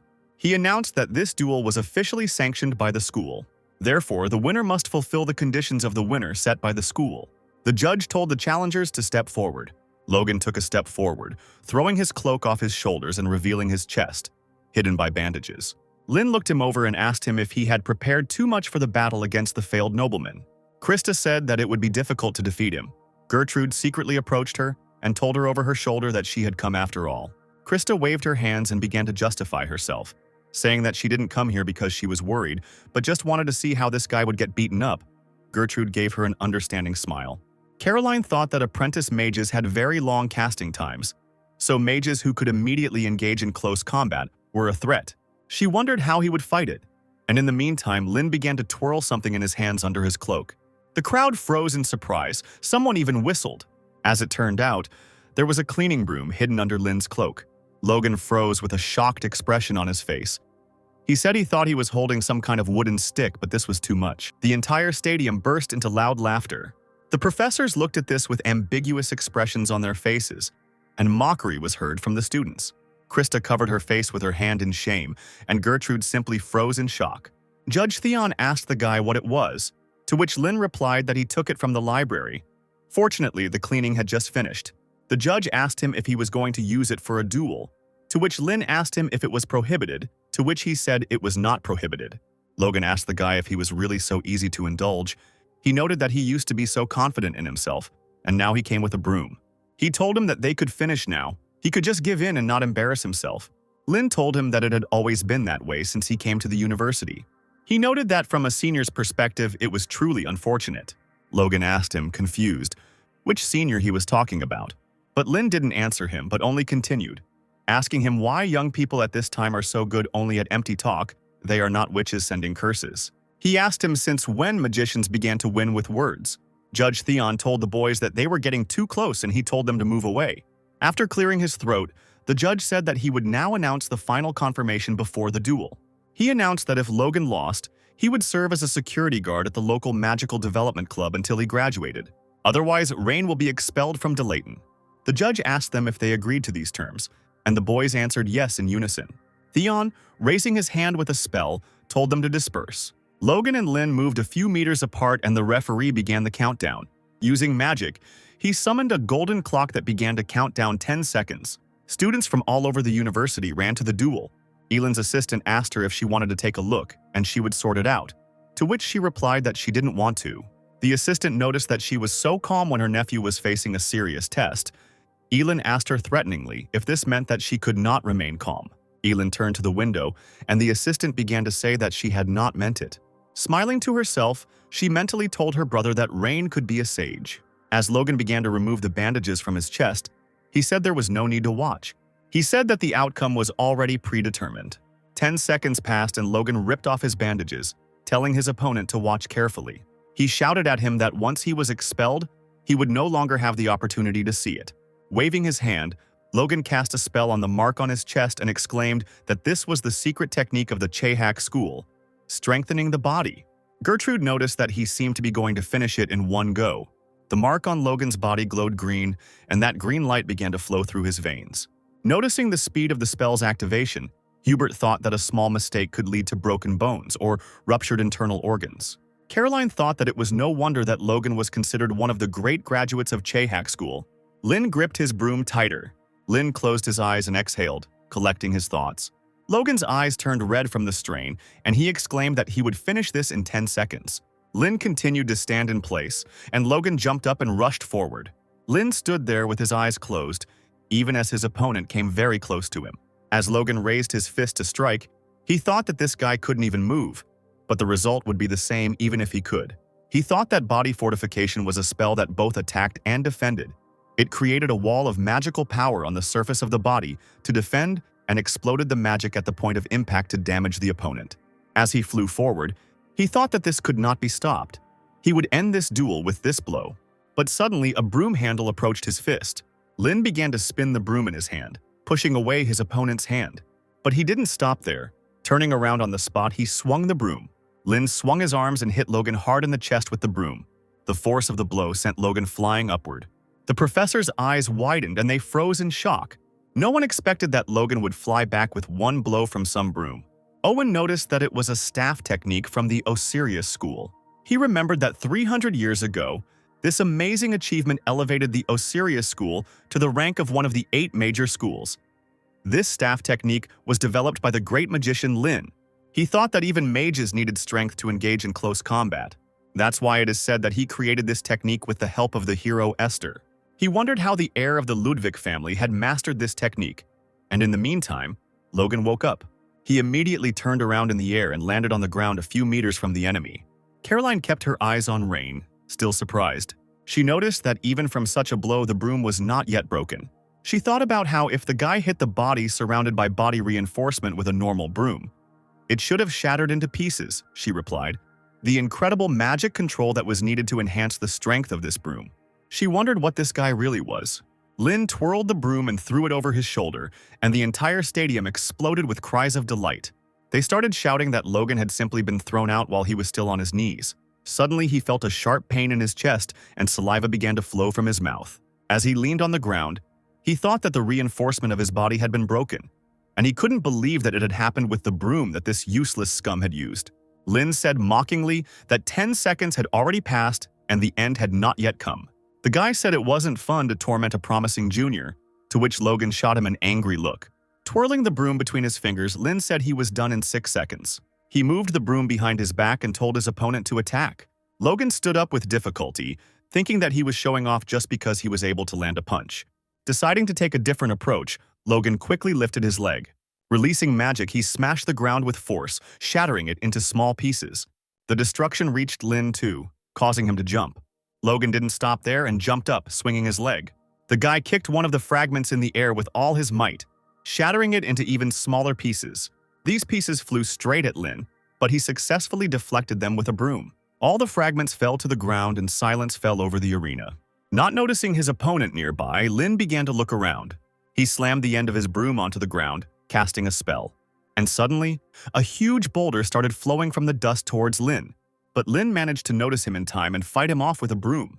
But in the meantime, Logan jumped up to kick his opponent. The guy flew down with force, bringing with him a roar and even greater destruction.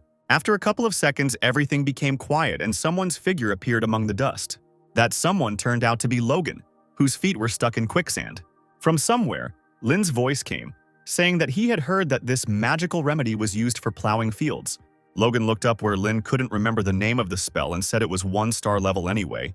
Lin stood on top of the pile of rubble and he said that this spell, which creates a temporary dam during a flood, was already 2-star. He smirked and asked Logan how he felt about it, if he found it useful. After the crushing defeat, a roar swept through the stands. Some spectators whispered in bewilderment. Others shouted in admiration. Owen chuckled, noting how deftly Lin had neutralized Logan's close combat with a well-thought-out strategy. The man was amazed that the guy not only predicted the attack and turned the ground into mud, but also cast 2 spells almost simultaneously, binding the enemy. Caroline thought, no one expected him to be capable of such precise mental calculation. Owen glanced around the stands and concluded that the fight would soon be over. But suddenly Lin swung his hand sharply, throwing his broom down, right at Logan's feet. The professors froze in shock. Their mouths dropped open in surprise and their eyes widened. Krista jumped up from her seat and screamed, demanding an explanation of why he did this. She shouted that he should have just used a ranged spell and ended the fight without further ado. However, before the broom could reach him, Logan, gathering his last strength, managed to escape from the mud trap. His blow shattered the broom into pieces, and he himself, without slowing down, rushed forward to attack. Logan's fist froze a centimeter from Lin's face. At the same moment, a vine wrapped around his wrist. Logan froze in amazement as he realized that his entire body was now entangled in living vines, restricting his movement. Lin calmly explained that this was the 3rd spell, reviving dead plants, and the stands exploded with new exclamations of surprise. He added that the effect would only last 10 seconds, but that was enough, and Logan noted with annoyance that the vines were created from the remains of his own broom. Breaking off one of the branches, Lin reminded him that he kept his word and only used 3 spells as he promised. He leaned over to his fallen opponent, placed the sharp end of the branch against his face, and asked, "Isn't it time to end this fight?" Logan's face was veined with rage, and he gritted his teeth, but he couldn't move to break free from the wooden bonds. Casting an angry glance at Lin, he thought that he could not allow such a disgrace to lose like this without a fight. Suddenly, he was distracted by a sharp tightening of the vines around his body, and he jerked in surprise and almost screamed. Lin, noticing this, muttered thoughtfully that perhaps he had put too much magical power into the spell. He mused out loud that the vines were too sticky due to the nature of the plant, but overall the technique needed some work. He then reassured Logan, telling him not to worry, but he still flinched when the sharp end of the branch came close to his face again. Lin looked at him with an icy gaze and said that he would soon feel more comfortable. Instead of gouging out the eye, he hit Logan on the head with the blunt end of the stick. Logan shouted after him that he promised to finish it all with one blow and not to mock him. Lin responded indifferently that the fight was already over and Logan should accept defeat. He ordered him to shut up since he had already lost and not to disgrace himself further. Then, turning around, he asked Logan if he now understood what it was like to be hit and advised him to change if he didn't want a repeat of it. The stone platform beneath Lin's feet began to crumble, sending him plummeting downwards, leaving Logan hanging helplessly in the vines. Logan couldn't believe what was happening. For the first time in his life, he felt so helpless, as if he was that boy again that everyone laughed at. Memories came flooding back. The taunts that he was only pretending to be a magician, the shouts for him to stop embarrassing himself and stand up like a man. He always believed that magic was a world of power where the weak did not survive, but now that the vines began to crumble, he simply collapsed. Lin, watching this, noted to himself that the vines lasted longer than expected, meaning the spell had potential. But then he remembered that a duel officially ends only when one of the parties is completely defeated, and he decided to deliver the final blow. Before Logan could come to his senses, something heavy hit him in the head and his consciousness went black. Lin explained that the outcome had already been determined, so it was not an attack, but simply a point in the fight. A stunned Logan fell to the ground unconscious. The judge sighed and raised his hand, summoning a flying microphone. "The winner is Rein Ludwig," echoed throughout the stadium, and the applause grew even louder. As the stadium applauded, Lin looked around and noticed a familiar figure hurrying towards the arena. It was the president of the club who had started it all, a breathless guy running towards him, waving his arms. He began to thank Lin for his kindness, but Lin interrupted him, asking what kindness he was talking about. Lin noted that in all 3 spells he felt the guy had potential, although not perfect. He added that the efforts of the senior students were clearly not in vain.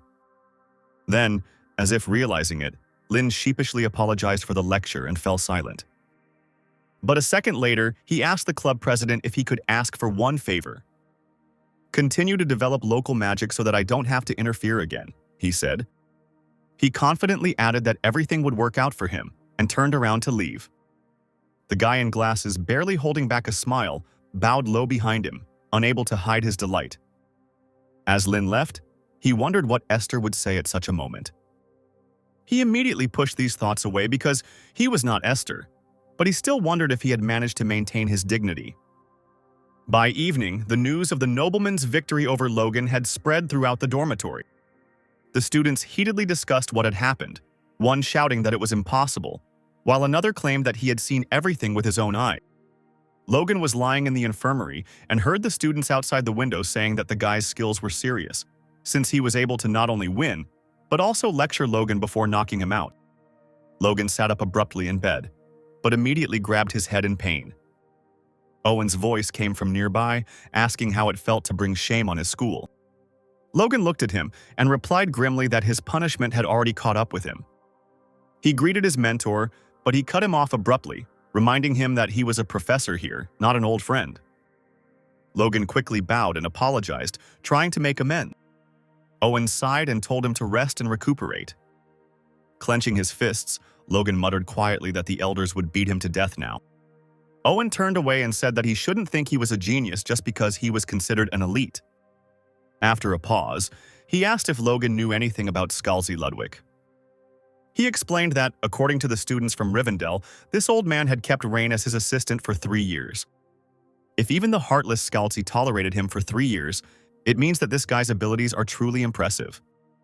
Logan thought angrily that he would never acknowledge the eldest son in such a family. Owen advised him to establish connections with Rain now, because one day he will become an important figure in the magical world, but Logan sharply refused.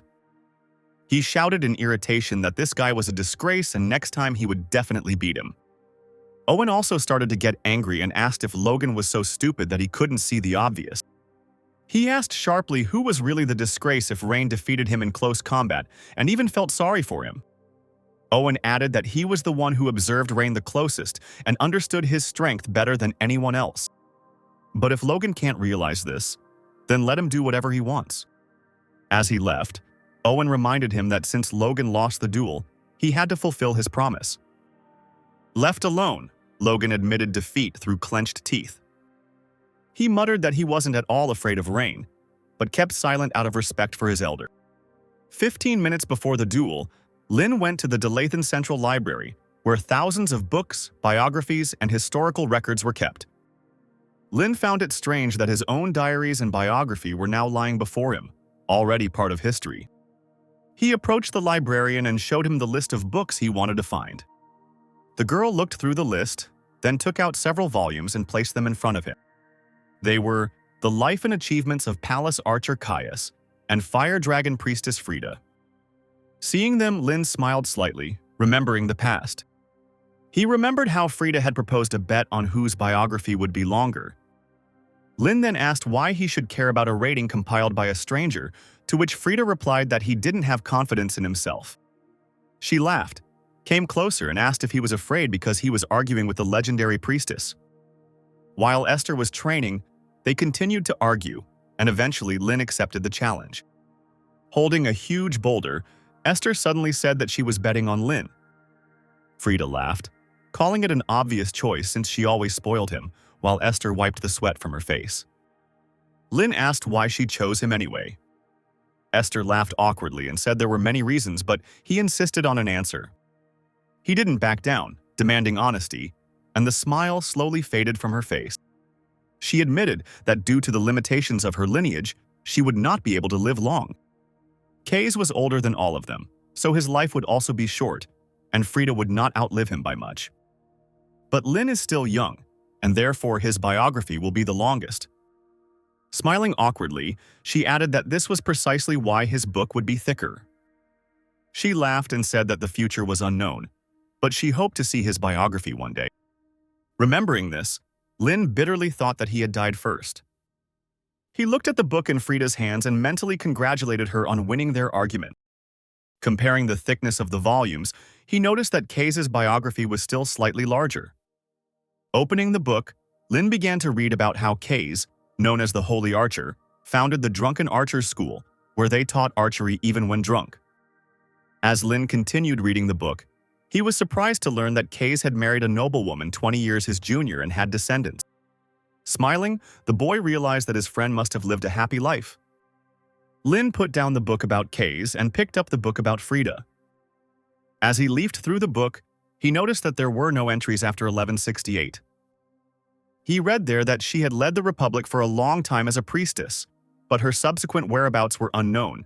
She did not appear until 1200, and the Republican Association of Witches officially announced her death.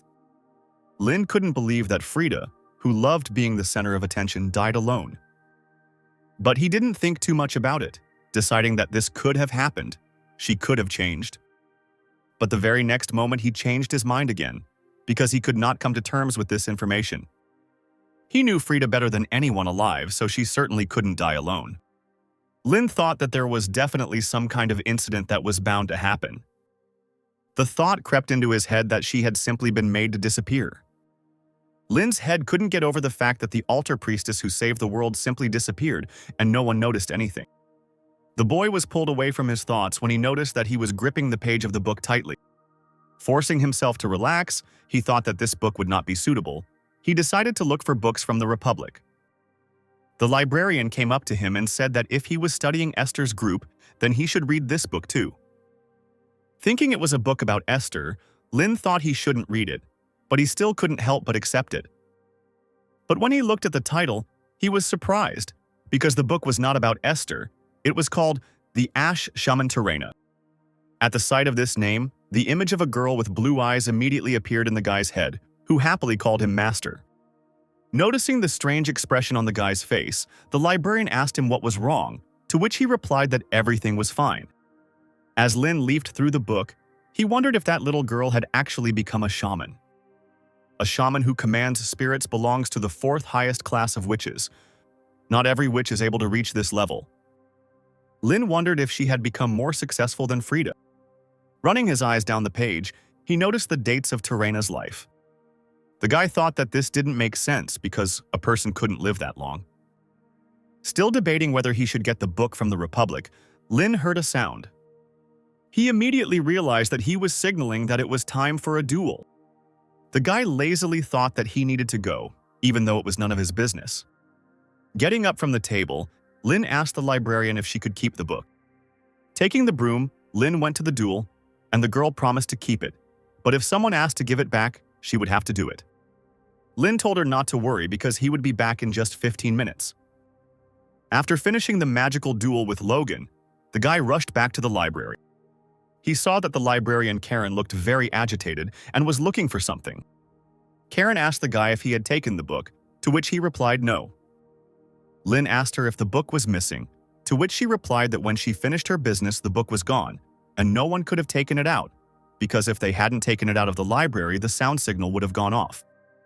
As Karen continued to babble nervously, Lin looked at her and thought that it didn't look like she was lying, but not much time had passed. Karen continued to apologize nonstop when Lin got an idea. Interrupting the girl, he told her that they could just buy a new one. The guy said he would pay for the book so she could make it look like he had lost it, to which Karen exclaimed that that wasn't necessary. After some more persuasion, Lin was able to convince the girl, thinking that this was not something he should be principled about, but she was very attentive. Suddenly, Karen said that she was surprised that a person like him existed, and she thanked him sincerely with a smile on her face. As night approached, Lin returned to his dorm room and lay down on his bed. He thought about how lately he was constantly hearing thanks. Thinking about the head of the club, he thought that it was a waste of time, but he doesn't feel bad, which is strange. He thought that it might be because his body had changed, or maybe he had become more free in life. In any case, he should think about the incident. Sitting up in bed, he noticed that there were many strange things about this case. He remembered that the diary he had entrusted to Esther had returned to him, and just when he had begun to investigate the companion's past, Terena's chronicle had disappeared. Could it have been Terena herself? Lin thought that this was impossible. She herself was already dead. Those times were 300 years ago. Everyone he knew was already dead. Angry, Lin began to actively think about who it could be. He took a book from the nightstand and opened it, and Rudian flew out of the book. A message has appeared stating that the research progress of unique magic in the surrounding space is 37.9%. Lin couldn't understand how it was that his progress had increased. He thought about how all he did was beat people. He wondered if using magic against people actually increased progress. He began to think about whether he should use more violence to become stronger, but immediately stopped such thoughts. The guy decided not to worry and think it over. He thought that although power can rule the world, it doesn't seem like it works only through power. He noted that he did nothing else, and the increase in magic when he used it on inanimate objects was minimal. But after the fight with Logan, who is a living being, it increased by almost a whole %. Getting out of bed and stretching, Lin thought that there were no other clues yet, so maybe it was worth checking.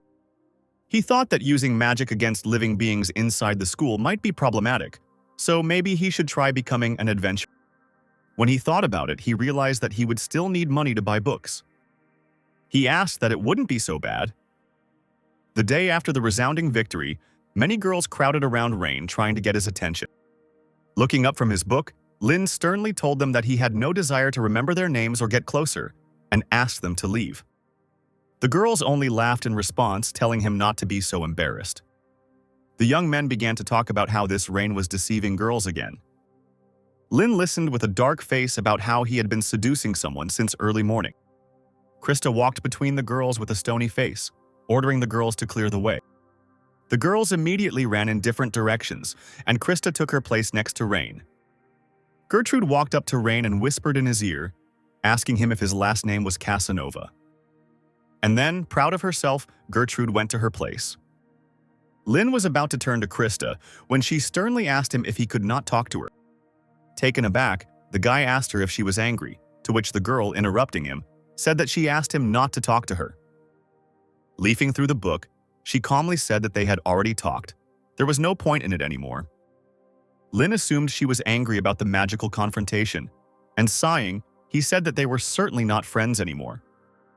Slamming the book down angrily, Krista told the guy that she wasn't angry and was genuinely happy.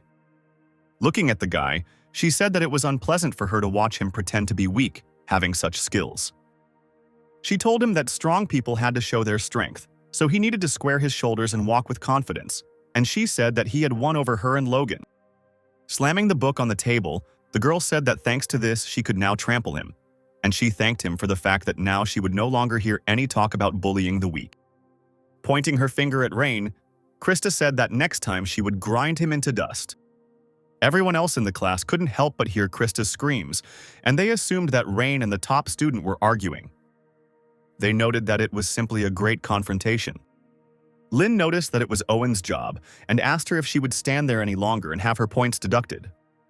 Having come to her senses, Krista sat up and calmly thanked the guy.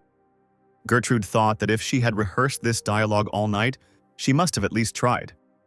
When Lin came back to the library, Karen told him that they had a problem. When the guy asked what the problem was, the girl replied that it seemed like all the books about terrain had been discontinued, and all the publishers had reported that there were no books and there wouldn't be any. Lin asked about the reason for such an event, to which Karen told him that it was not exactly known, but they say that the Golden Children, the body for investigating the heresy of the Light of the Dragon Church, suddenly put all books related to Terraina on the censorship list this year. The guy couldn't understand why she was considered a heretic after her death. He asked the girl if she had read these books, to which she replied that of course she had. She said that since she worked in the central library, these books were required reading. Besides, she was a follower of the Archmage Lin and Frida, the Dragon Priestess, and Terraina left behind as many great achievements as those two. This information did not surprise the guy. Lin asked her if there was anything strange in those books, something like black magic. Karen replied that she didn't remember such a thing, and since it was a biography, even if there had been any dangerous content, it would have been censored. The guy shrugged and said that they needed to go to the black market, and the girl asked why. Lin said that there was everything there, from books that had fallen under the status of heresy to magical items destroyed in the pool, so he would quickly be able to find works related to Terraina. Karen voiced her suspicions about the price. Since the books were censored, Lin thought that this could actually be a problem, and it would be difficult to ask the family to buy something like this. Karen said it would cost at least 3 gold, so her salary wouldn't be enough. Scratching his head, the boy thought that he needed to find money, but he thought that in this life he would not have to worry about such things. He thought about how he could get a lot of money in a short period of time. The first of his ideas was to sell magic on the street. Next, he thought about becoming a teacher. But all this took a lot of time, so the only thing left to do is move on to a strategy with high returns and risks. Thinking about where he could make money by risking his life, Lin immediately realized what he had to do. Turning around, Lin thanked Karen and said he was leaving. The girl asked him where he was going, to which the guy replied that he needed to try something. He said confidently that he was going to take part in an adventure and make money at the same time. Hearing this, Karen rushed to stop him, saying that he couldn't do such a thing with his status, and she would sort everything out herself. The guy quickly stopped her, saying that this was the only quick way that came to his mind. The next morning, one of the library workers noticed that Rain Ludwig had taken Terena's biography. He said that a first-year student during the first semester cannot take such a thing, and he asked who gave him the book. The girl standing next to him answered that it was Karen, who had been working for them for 4 months. The worker asked the girl where she was, to which she replied that she had a day off. A girl passing by overheard a conversation about how Karen had not yet received permission to issue books, and apparently Rain had been begging her for a long time. But the worker said that she was not the one to make mistakes. The girl suggested that the name might have been written incorrectly, and Professor Elin often comes here. The workers noticed that Karen's handwriting was very messy, making it really difficult to tell who had taken the book. And since everyone is talking about Rain right now, Karen might have accidentally made a mistake. Besides, she's been spending a lot of time with Rain lately, and when she's in love, she could make even worse mistakes. The worker decided that there was no problem then. And you just need to correct the reader's name to Professor Elin's. If we talk about adventurers in the past, their work was always dangerous but at the same time profitable. There was still a chance to run into scammers among such people. However, now it has taken on a different form. Adventurers are either masters of combat who help people or mercenaries who exterminate monsters. If they reach the highest level, they will be treated as a hero. Lin entered the Adventurers Association building, and conversations could be heard from all sides. The guy heard talk about how things were going well with earnings lately.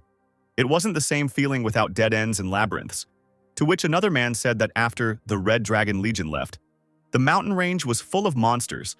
It was literally a gold mine. Others said that the spider rats were a nuisance and dangerous, but the rewards were substantial. Lin decided for himself that he would then go after these spider rats. Approaching the counter where the girl was standing, Lin said that he wanted to register with the association. The girl asked him to show his ID or student card, since he was a student. The guy asked her how long the registration would take, to which the girl, taking his student ID, said that she would just check his details and it would be done. Looking at his student ID, the girl noticed that he was Ludwig, and she was talking to him like a commoner. She couldn't understand why he needed to register as an adventurer at all, and Lin asked if there was anything else required. Handing over the piece of paper, the girl told him to fill in the necessary information in this section. Pointing her finger, she told him to be sure to check the last part. Lin asked what it was. Lighting a stick, the girl replied that it was a special form for noble families, something like that they were not responsible for problems that arose during work. The guy asked if there were people who tried to hold the guild accountable. The girl replied that she had heard that this happened often 100 years ago, so they developed such an agreement. Handing over her ID, she said that registration was complete. Now his ID is made of iron. Then the level will rise in turn: brass, silver, gold, platinum, diamond. Lin asked if everyone started at the bottom, to which she replied that this was not always the case. If a person had combat experience before becoming an adventurer, then the level in the association will depend on the level of the above.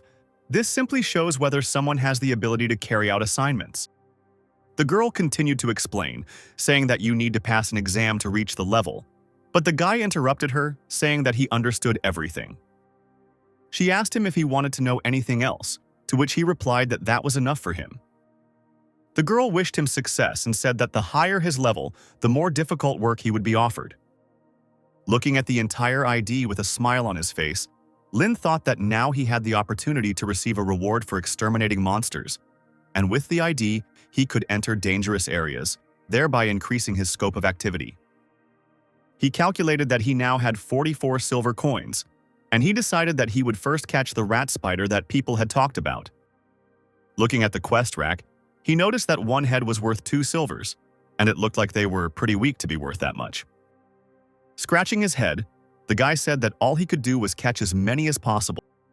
Deciding to get down to business, Lin headed to Dragon Peak. Looking around at the red peak in the city in front of it, he noticed that the place had changed a lot. As he entered the city with the red arches, he immediately heard someone selling life force potions for 10 copper. People immediately started buying up the potions at such a low price. Lin thought that with the dragons controlling this territory, everything here was occupied by monsters. The merchant, noticing the adventurer, told him that if he went further, he would run into monsters, and he advised him to buy a potion, but Lin simply walked on. A tall staircase appeared in front of the guy, and he thought that this staircase leading to the dragon's abode was still in place. Crouching down to take a closer look at the steps, Lin noticed that they were kept clean.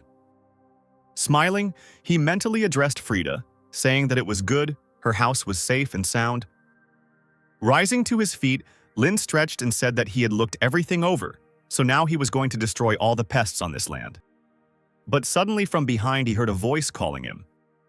The girl asked him if he was a magician, and then she said that it was useless to hide, you can't fool her eyes. Lin told her that he wasn't hiding. He asked her if everyone could tell who he was just by looking at her uniform and asked her why she was bragging, to which she told him to shut up. The stranger invited him to join their group. They just lacked a magician to complete the team. Lin asked again, and the girl enthusiastically decided to introduce everyone. A huge man appeared behind the guy, whom the girl introduced as Bart. Lin turned around in fear and met his gaze, and the girl continued, saying that he was a very strong silver-level fighter. Lin finished telling her not to play a prank on him. He can't be human because he looks like a monster, to which the stranger told him to be more polite because Bart is sensitive. Behind the girl stood another guy, whom she introduced as Sam. He was a priest and a doctor. And finally, she exclaimed that her name was Rem, and she was a genius shooter. Looking at this suspicious group, Lin asked them if they were a group of criminals waiting for entry-level adventurers. Rem asked again, in response to which Lin asked them if they were really trafficking people and using their abductions as a cover for joining the group. Bart's eyes widened in menace, causing Lin to flinch. Noticing the strange expression on the man's face, Lin shouted at him that they could fight if they wanted to.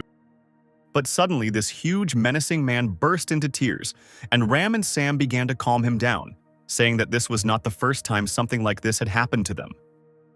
Lin asked the girl why they needed someone with an iron level at all. Rem replied that they didn't care about his level at all, she identified people by smell. And she noted with a smug smile that he was strong. She said that Bart simply couldn't bear the thought of walking alone on a mountain road infested with monsters. Sam said that young students sometimes get into trouble when they come to earn money. He told the guy that they were not insisting and he could go, but he should be careful. Lin turned and walked away, saying that he felt more comfortable acting alone. Rem sighed and said that nothing could be done. She continued to reassure Bart that everything would be fine with this guy. Once Bart had calmed down a bit, Lin heard Rem say that it was time for them to go exterminate the spider rats, and they already knew where they were, so they could just go have some fun. Rem took a map out of her bag, but suddenly Lin came up to her and grabbed her by the shoulder.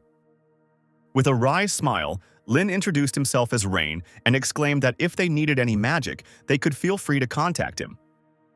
And so, together with 3 new comrades, Lin set out on his first hunt as an adventurer. Meanwhile, somewhere deep in the cave, a huge monster on 8 legs was crawling around, with many bones lying around it. Somewhere in the forest, one of the rat spiders was gnawing on a tree, when suddenly a voice was heard that said that they had been walking for quite a long time, and there was no trace of these rats. Bart said that these creatures are very shy, so they hide, but here and there are traces of gnawed trees, so they are definitely somewhere nearby. Bart asked Rain if he was okay with splitting the reward 4 for 4, to which Rain said it was fine. Rem crouched down to examine the gnawed tree, and Bart asked the guy if he knew anything about these creatures, in response to which he asked him to tell. The man said that spider rats are monsters with the body of a spider and the head of a rat.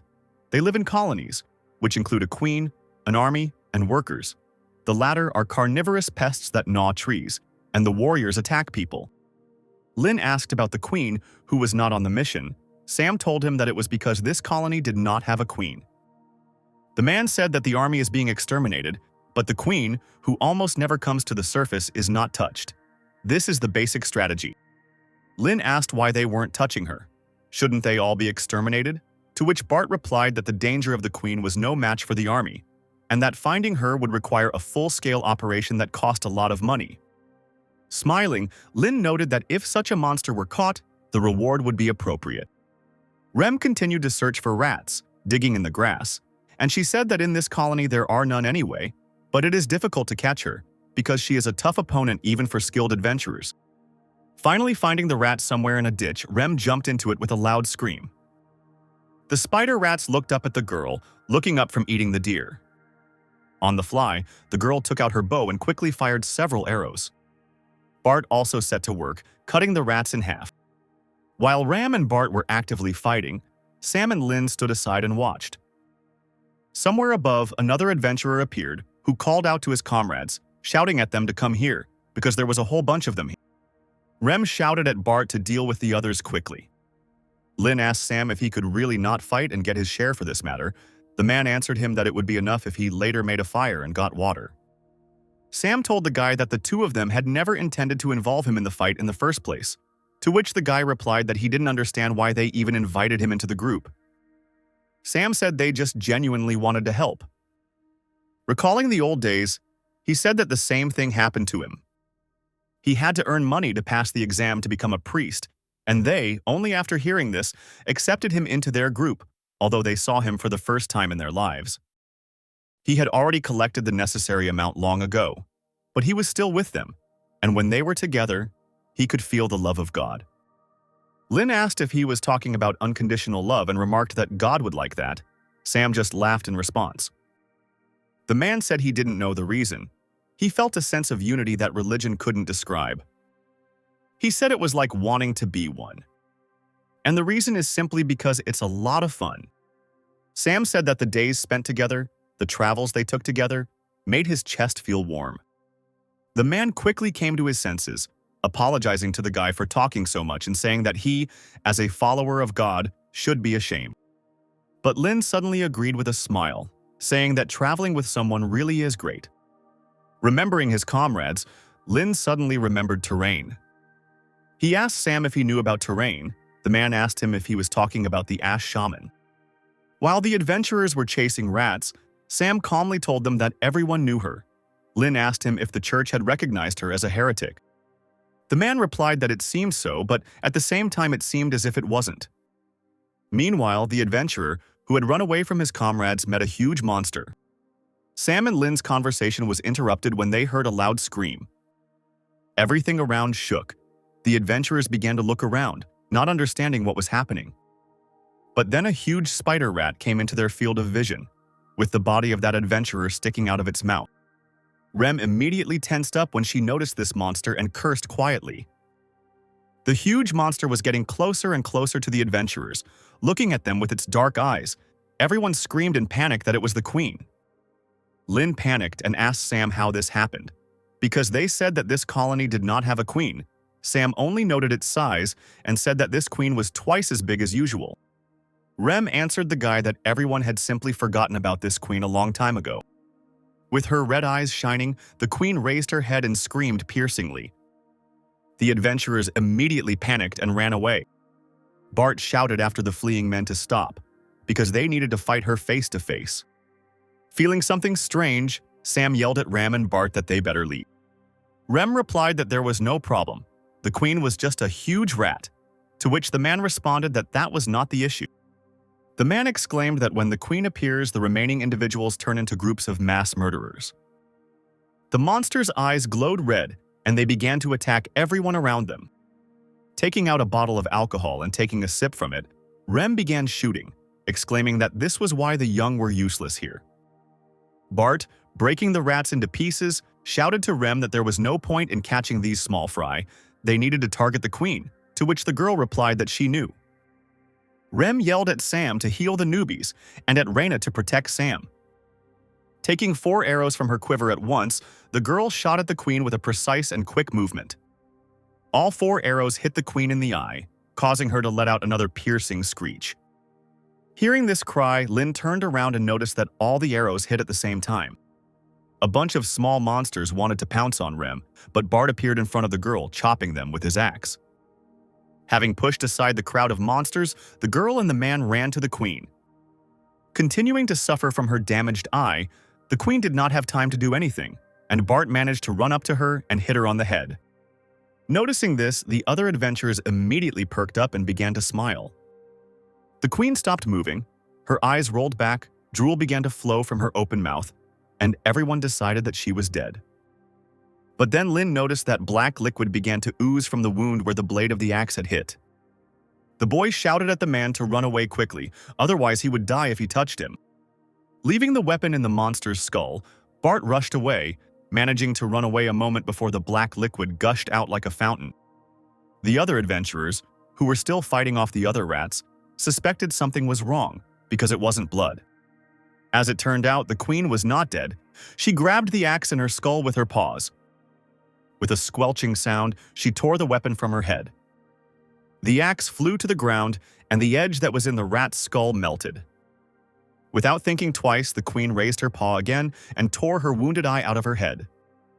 But soon the eye recovered, as if nothing had happened to it. Having regained full vision, the queen immediately looked at Bart, who then plunged the axe into her skull. Rem immediately became excited and wanted to run to her comrade to protect him. But the queen quickly rushed forward and bit Bart on the hand. Ram, ignoring the rats that were biting her, took out her bow and fired in an attempt to protect her friend. The rats continued to bite her, but the girl did not pay attention and continued to run towards the queen. When there were even more rats around, the girl screamed in irritation, trying to push them away. A panicked Sam shouted for Rain to help them. Lin just froze in place, not hearing anything around him. The only thought in his head was that the black liquid was not water. He immediately remembered himself dying from this liquid, which was a black poison that destroyed the soul.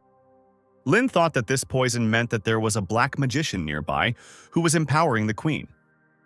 Taking a step back, he thought with excitement that this magician was somewhere nearby. Sam jumped up and grabbed Rain by the shoulder, shaking him to come to his senses. When Lin looked at him, Sam asked the guy what was wrong with him. He told him that he can't use offensive magic, so Rain is the only one who can fight. Sam shouted at the boy, begging him to help. Cold sweat ran down Lin's face, his face darkening immediately when Sam shouted that he didn't want to lose his friends. Lin looked around randomly and noticed that Rem was still trying to deal with the rats that surrounded her. Bart was clearly losing the fight with the queen, who also had his hand in her teeth and had already knocked him to the ground. Finally, Lin said something, but Sam couldn't hear him. The boy repeated his question, asking the man how much they would get if they killed her. A little confused, Sam answered him, saying that they would get about 20 gold. The guy still had sweat running down his face as he exclaimed that it was almost 1,000 regular spider rats. He nevertheless agreed, and with a quick movement launched an arrow with a spell at the queen. The spell, as soon as it hit the victim's body, immediately worked, exploding and tearing apart her flesh. Lin walked out in front of the now wounded queen and called out to her, calling her an ass with hands. Holding out his hand with a fire spell, he desperately screamed at her to attack, and he would make a roast out of her. Lin summoned another spell onto his hands and slammed his palms together, causing a bright flash to occur. The guy opened his arms, causing a bright light to fill the entire space, causing Sam to close his eyes. The rat also couldn't stand such a bright light, and she covered her eyes with her paws. Almost unconscious from blood loss, Rem noticed that the rats that surrounded her fell to the ground from the bright light, and she was caught by a root. The light went out, and the root quickly threw Ram and Bart aside. The boys fell to the ground next to Sam. Lin, who was in front, shouted at the man to take care of them. Without waiting for an answer, the boy called the other adventurers and told them that if they wanted the healer to return alive and help everyone, they had to protect him. Rem lay tiredly on the ground in her own blood, looking around. Having resolved the situation a little, Lin shouted to the queen that he would deal with her himself. The wound that the explosion had inflicted on the queen began to heal, becoming covered in black poison again. And suddenly, with a loud sound, a new whole paw burst out of the rat's flesh. Taking a deep breath to calm himself, Lin noticed that the rat was missing one leg, but it didn't seem to care. Deciding to act a little differently, the boy rushed forward, casting a spell as he went. He quickly ran past the rats, and behind him, the spell exploded. Getting closer to the queen, Lin began to cast a spell again. The queen wanted to hit him with her paw, but the guy managed to dodge. Sliding on the ground, the boy said that he was using the spell's power at full capacity. But the spell was never cast. The queen struck again with her paw, which distracted the guy, forcing him to dodge. Landing a little to the side, Lin thought that there was no guarantee that 3-star level magic would work, and there was also a limit to the power he could use, and he forced himself to calm down. The guy decided that first of all, he needed to understand the enemy, and he decided to use Belsidious. Looking at the queen, Lin noticed that many dark spirits were crowded around her. The boy noticed that it was 3-star level dark magic. The regular rats didn't stop attacking, but Lin still managed to come to his senses and dodge. The boy extended his hand and cast a spell, causing a thin twig to wrap around a tree branch. Pulling himself up, he thought that there was too much poison and his body could not handle such a dose. He thought that if he couldn't remove it with Belcurious, then he would have to use 4th-tier magic, but he immediately thought that it was too reckless, and if he failed, it would be the end. He couldn't forget that there was a dark mage somewhere nearby, and the risk was too great, and Rem was watching Rain. She couldn't help but notice how the guy's face distorted in painful thoughts. The girl slowly rose from the ground where she was lying. Sam looked at her in surprise. He worriedly told the girl that she should not get up and that she needed to stop the bleeding, to which the girl objected, saying that she was fine. Sam tried to say something else, but the girl interrupted him with a loud scream. She looked at her comrade and, in a calm voice and with a smile on her face, told him to take care of Bart. And the girl again entered the battle with the monsters, mercilessly making her way through. Running past one of the adventurers who asked her if she was okay, she yelled at him not to ask questions and to focus on the fight. Lin still couldn't come up with a solution, thinking that nothing would work. Deciding that he should retreat first, he noticed that something had flown into the tree he was sitting on. Looking to the side, the boy noticed with fear in his eyes that it was the eyeball of a monster. Looking back at the queen, Lin noticed that she was throwing her own children at him. The next such projectile hit exactly the branch on which Lin was sitting. It broke and the guy flew down. When the boy fell to the ground, the queen immediately rushed to attack him, but he managed to use a spell, summoning a stone shield. Meanwhile, the sound of a shot was heard again, and the arrow again hit the queen's eye. The rat took the arrow out of its eye and looked in the direction it came from, breaking the arrow into small pieces. Completely exhausted, Ram told the rat that she shouldn't have ignored her, and now she would pay for it. With a furious cry, the queen now rushed at the girl who dared to attack her. While everyone around was shouting at the girl to run away, she just dropped her bow on the ground and thought that it was not time yet. Almost falling off her feet, the girl thought only about how she had to stand firm. Noticing that his comrade was in danger, Lin immediately jumped to his feet to cast a spell. Throwing a small dagger, Rem shouted at the guy to finally pull himself together.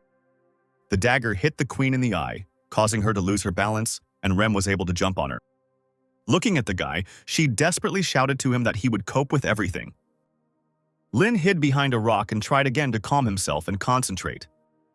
A first-level spell glowed between his palms with a dim red light. As Lin worked with a tense face, the triangles in the spell grew larger and larger, and the light grew brighter. Rem was trying her best to resist the queen who was desperately chasing after her, and Lin couldn't believe that something had thrown him off balance like that. The girl lost her last strength and could no longer move. She fell down without the ability to do anything, and at that very moment the queen struck her. Sam wanted to rush to his girlfriend, but the other adventurers who were supposed to protect him stopped him. Lin couldn't help but hear these desperate cries, but he still tried to stay focused on the matter at hand. Still, Sam managed to escape the other's grasp and quickly ran forward. Rem lay almost unconscious on the ground, The Rat Queen swung her paws to finally kill her. The paws hit the ground, but Sam appeared at the very last moment and managed to quickly drag the girl away. Grabbing her by the collar, he shook her, asking if she shouldn't come back alive. They must all come back to smile at each other again. Sam began using his healing spells on Rem, telling her to stop being a hero. The girl put her hand on the guy's shoulder and quietly apologized to him. Smiling, she told him that when they returned, she would definitely write him a letter with the changes.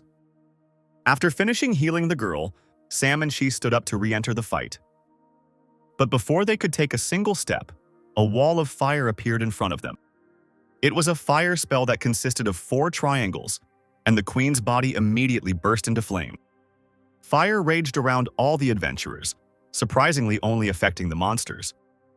They all burned very brightly in this flame, the spell of which was a mathematical equation that needed to be solved, and it consisted of 14 polynomials and 7 rational equations.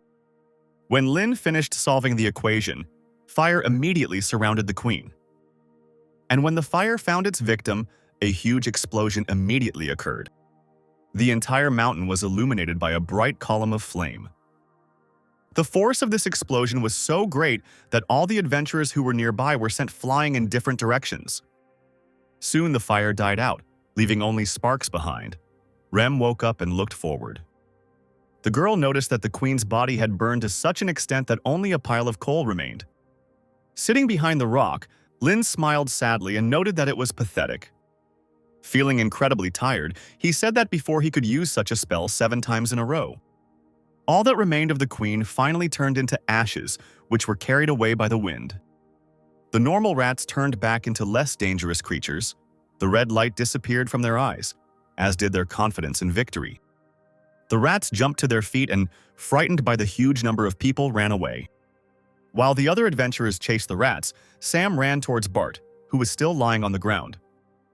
Rem couldn't help but notice that this sinister queen was killed with 1 shot. Sam knelt down in front of brother and exclaimed that he would help right away, and Rem felt her head spin. The girl asked the guy how their friend was, and he replied that he had a strong constitution, so he would recover without any problems. Bart, who had come to, apologized to the girl and asked her how she was, to which she replied that she was fine. She said that this time luck was on their side. She noted that now they would know that queens regenerate, and such information is not even in the database of the Adventurers Association. Remembering that the queen died with 1 shot, the girl immediately remembered Reina. Lin, meanwhile, lay unconscious, his back leaning against a rock. The sun sank below the horizon. The comrades ran up to the guy and examined him. Sam said that he just ran out of mana. He would rest and everything would be fine. Rem noted that he had spent all his strength. Sam said that this magic was definitely done by rain, and the girl replied that she thought so too. She asked why he was hiding behind the rock then, since the queen was attacking from that direction, and he did not need cover. And if he had revealed himself, his name would have been on everyone's lips. Sam told her that this was not the most important thing now, and they would talk about it later. The girl did not argue with him. Lin dreamed of moments from his life.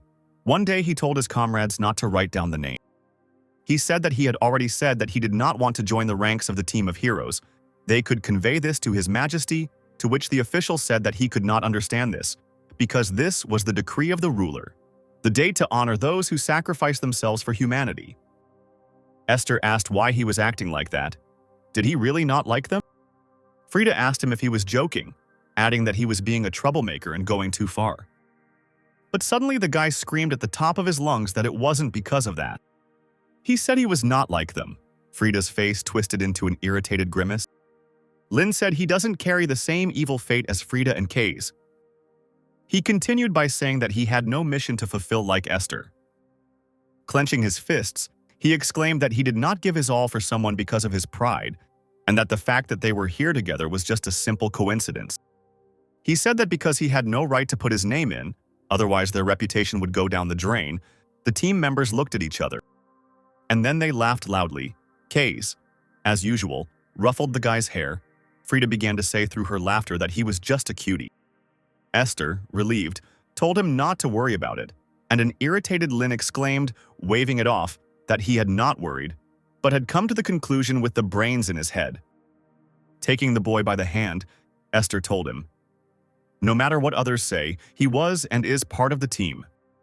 He doesn't have to worry about self-sacrifice and other things. He can do whatever he wants." She told him with a smile that this world had already recognized him as the archmage of the team of heroes. After some time, Lin woke up and found himself on Bart's back, with the city lights shining nearby. Looking around, the guy asked where he was. Rem noticed that he was already awake, and she said that the school was already nearby, so they returned to the Golden Rose. Relaxing, Lin felt his whole body ache and thought that he had overdone it, but fortunately they went unnoticed by the Black Mage. Bart asked the guy if he was the one who used that fire magic.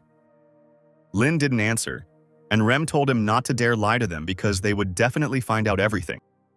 After a short silence, Lin said that he had nothing to hide, and the girl said that she knew it. She said that they thought he would want to keep it a secret, so they wrote in the report that they used a scroll bought from a peddler. She asked him if there was anything that needed to be corrected, to which the guy replied that everything was fine. He was satisfied with this version.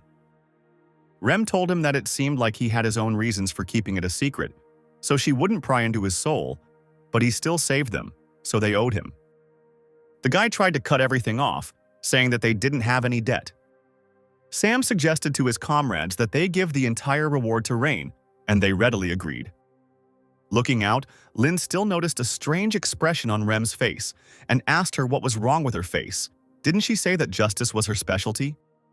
He asked her if she really expected him to say that they were all great and offer to share the reward, to which she replied that there was no harm in dreaming, and everyone laughed. Lin dropped to the ground and said that they could give him 5 gold pieces and split the rest, but Bart objected, saying that it would be fairer to give him everything. The guy continued to persist and said that he hadn't done anything special, so he could only take the amount he needed, but they replied that they hadn't done anything special either. While Bart and Lin were arguing, Rem intervened in the conversation. She said that she and Bart were going to be the best adventurers, and since he was arguing, he could invest the money in them. She asked him how he liked the idea, and he said with a smile that it was not bad. Sam intervened in the conversation and asked Rain if he remembered asking him about terrain. Sam shook his head and said that when he was studying, he heard some things, but they were just rumors. Leaning towards the boy, he whispered in his ear that it seemed like she had been practicing black magic in her later years. A couple of minutes later, Lin said goodbye to his comrades, remaining in the square. When they turned around, the smile slowly slid off the guy's face. Back at the dorm, Lin began to thoughtfully flip through the book. After looking through it, he noticed that it certainly didn't contain any information about Terraina having anything to do with black magic. Looking at the book in his hand, memories came back to his mind. In some ruined city 300 years ago, Lin looked at all that remained. Hearing a rustle, the boy grabbed his staff and began to climb the stairs. Climbing up, he slowly looked into one of the destroyed houses.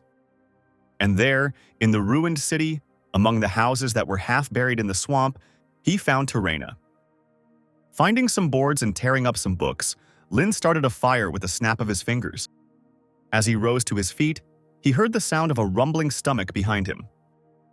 The guy's hand reached into the bag. The frightened girl became even more afraid and began to shake even more. But to her surprise, the guy sat down in front of her and handed her a loaf of bread. Lin told her to eat if she was hungry and not to worry. He wouldn't ask for money or anything else. Esther and Kays, also walking through this ruined city, noticed smoke from a fire. Lin noticed that the girl had not even touched the bread, and he told her that she had better eat, since he had nothing else. Suddenly, Terraina quietly said that everyone had disappeared. Her friends, family, loved ones had disappeared. Lin asked her if her village had no contact with the outside world at all. The girl replied that she didn't know, which made the boy just sigh. Standing up, he said that he didn't even know such a village existed, but that was understandable since it was a distant outskirts. He said it was sad that there was no one left except her who could remember this place. Terraina buried her face in her knees, and Lin said that no one would remember her life, which was not bad. He said that if she died, this place would disappear without a trace.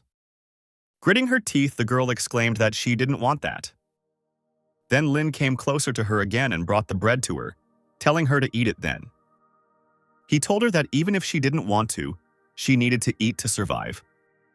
He told her not to forget the people who lived here because there was no one else to do it. Terena snatched the bread from the boy's hands and greedily bit into the loaf, bursting into tears. Since then, Terena has followed Lin. Later, he and his team discovered that she had magical abilities. Having drawn the spell on a piece of paper, the girl directed it towards the sky. And when the spell worked, rain came from the sky. The girl turned around with a cheerful smile. Lin never thought that she would ever become a great magician. One day, when the girl was already asleep, Esther suggested leaving her in the church in the next village. Frida agreed with this, because they would expose her to even greater danger if they took her with them. Lin was not against this proposal. He knew that the girl already had the necessary magic, with the help of which she could survive alone, relying only on her own strength. But until the day of their separation, he tirelessly taught her everything, and she obediently obeyed. Terena lived stubbornly and did not complain about anything. Lin taught her to put out small fires. They also learned to use earth magic to save those who fell. It was magic that could help all people. One day, Frida asked the guy if he really liked this child, or if it was some kind of youth hobby. Esther asked if it was true, to which Lin only said that they were talking some nonsense again. But the guy still cared about her, although he couldn't understand whether it was pity or sympathy. Perhaps he was drawn to her because she had to face the same difficulties as he did. But they couldn't do it forever, and the day came when they had to say goodbye. Lin could see that his student was sad. But, to his own surprise, he was able to say goodbye to her calmly, without any particular emotion. The team decided to leave the village immediately, otherwise they would have felt uneasy, and Terena was taken to the church. The pastor told her that this was now her new home. The building might be a bit big, but she would soon get used to it. He told her that from now on, she had nothing to worry about. They were her family now. But Terena replied that they were not her family, and this was not her home. Her family was her mentor, and a spell began to shine in the girl's palms. After some time, another church minister came out and told the pastor that they had finished processing the new disciple. But the man was surprised to find that the pastor was tied to the column by his roots. He asked him if that new disciple had done it, and he said that he would send for her at once, to which he received the answer that everything was all right. He sighed and thought that there was no need to search, they should just leave it, and he himself thought about how to get it taken down as soon as possible. Before leaving, Terena smiled at the pastor and said that she should be with her mentor. After a while, Lin turned around, hearing someone shouting behind him. As it turned out, it was Terena, who had managed to catch up with her mentor and his comrades. When Lin asked her what happened, she said that she escaped using the magic he taught her. Bowing, she screamed and asked the guy to take her with him, and she exclaimed that she would not cause any trouble. Lin's comrades looked at each other as if expecting something like this while the girl begged.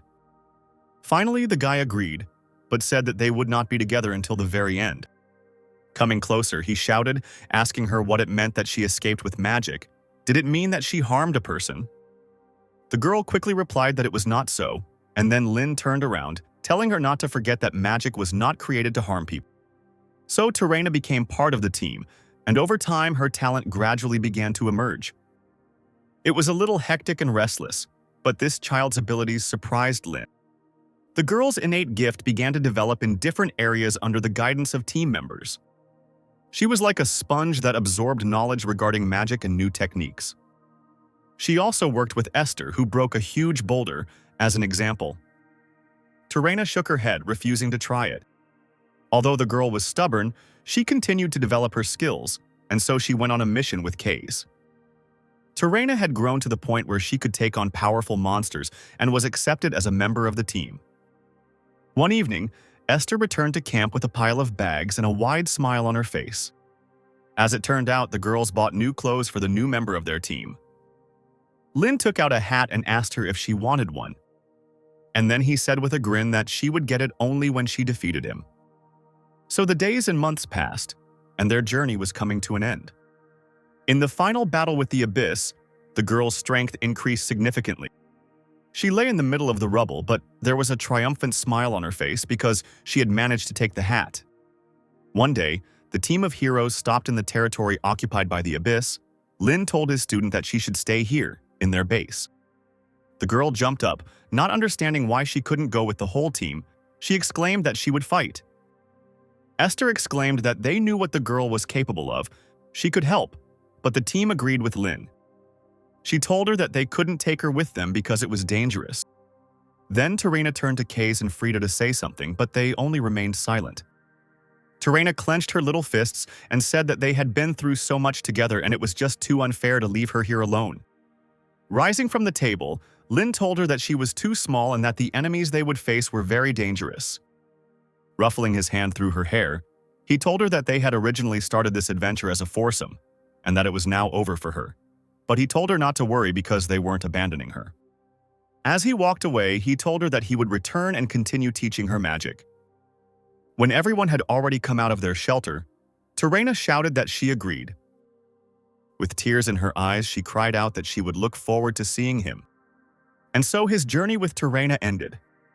Lin now could not understand why she got involved with black magic, and it was also very suspicious that all the books with her were censored. Lin opened the book from which Rudian flew out. Rudian sat on the guy's head, and he noticed that his progress had increased by a whole 2%. As he leafed through the book, he wondered if they had gotten any better after destroying that rat, but in any case, there was still a lot to do. His gaze fell on one page, which had a drawing of Lin on it, and at the bottom was the caption, "The coolest mentor ever." Lin chuckled and wondered out loud when the little one had managed to do that. But suddenly a realization struck him, and the smile slowly slid off his face. Meanwhile, at dawn, at the place where the battle with the queen took place, a man in a green cloak kicked the ground and shouted that he thought it would reduce the number of adventurers and reveal the golden children to them, to which his comrade noted that there was still a lot of fiery ash left, and the explosion radius was huge, so it was at least 4th level magic. Those adventurers who fought the rats with Lin, Ram, Bart, and Sam were now hanging limply from the branches of the tree. One of the cloaked men said that if they were telling the truth, then it was Ram and Bart, and his comrade shouted that they would take revenge. He would gut both of them and hang them by their guts. The second man in the cloak said that this way he would leave material evidence for the golden children that they were in the south. It was impossible to destroy the case just by starting it, to which his less patient comrade irritably kicked the rat's corpse. To begin with, they need to focus not on the place, and then the first asked him about that. And on what then? The second said that they should report everything to Terrain. The next day, Lin went to the Magic Development Club and greeted his clubmates. At the main table in the auditorium stood the head of the club, who noticed that the number of participants had increased. The leader greeted him and said that his name was Zhuan, and that he was the chairman of the Magic Development Club. He said that he didn't expect so many listeners to come, so he was very surprised, but he couldn't help but be happy, and he hoped that they would all get along. Zhuan said that he would now talk about the club's purpose and objectives. The guy started talking about how they were studying magic for the development of the area and agriculture, when suddenly his speech was interrupted by the appearance of another participant. Somewhat irritated, Logan walked into the classroom without saying anything. The guy reluctantly said hello and introduced himself. Zhuan was a little confused, but immediately said that he came just in time. Waving his hand nervously, he told him to sit in any empty seat. Looking around the audience, Logan noticed that there was only one empty seat left, which was next to Rain. Shuffling through his papers, Zhuan exclaimed that they should change their tune then. Lin snidely asked Logan if he kept his promise, to which he replied that he was just following the rules. Zhuan continued to talk enthusiastically about his club, occasionally drawing something on the board. Lin couldn't help but think that there was a black mage nearby, and he wasn't sure he could defeat him again in his current state. Rudian flew out of his pocket and showed his stats, where his magic power was 12,564 and his physical power was 311.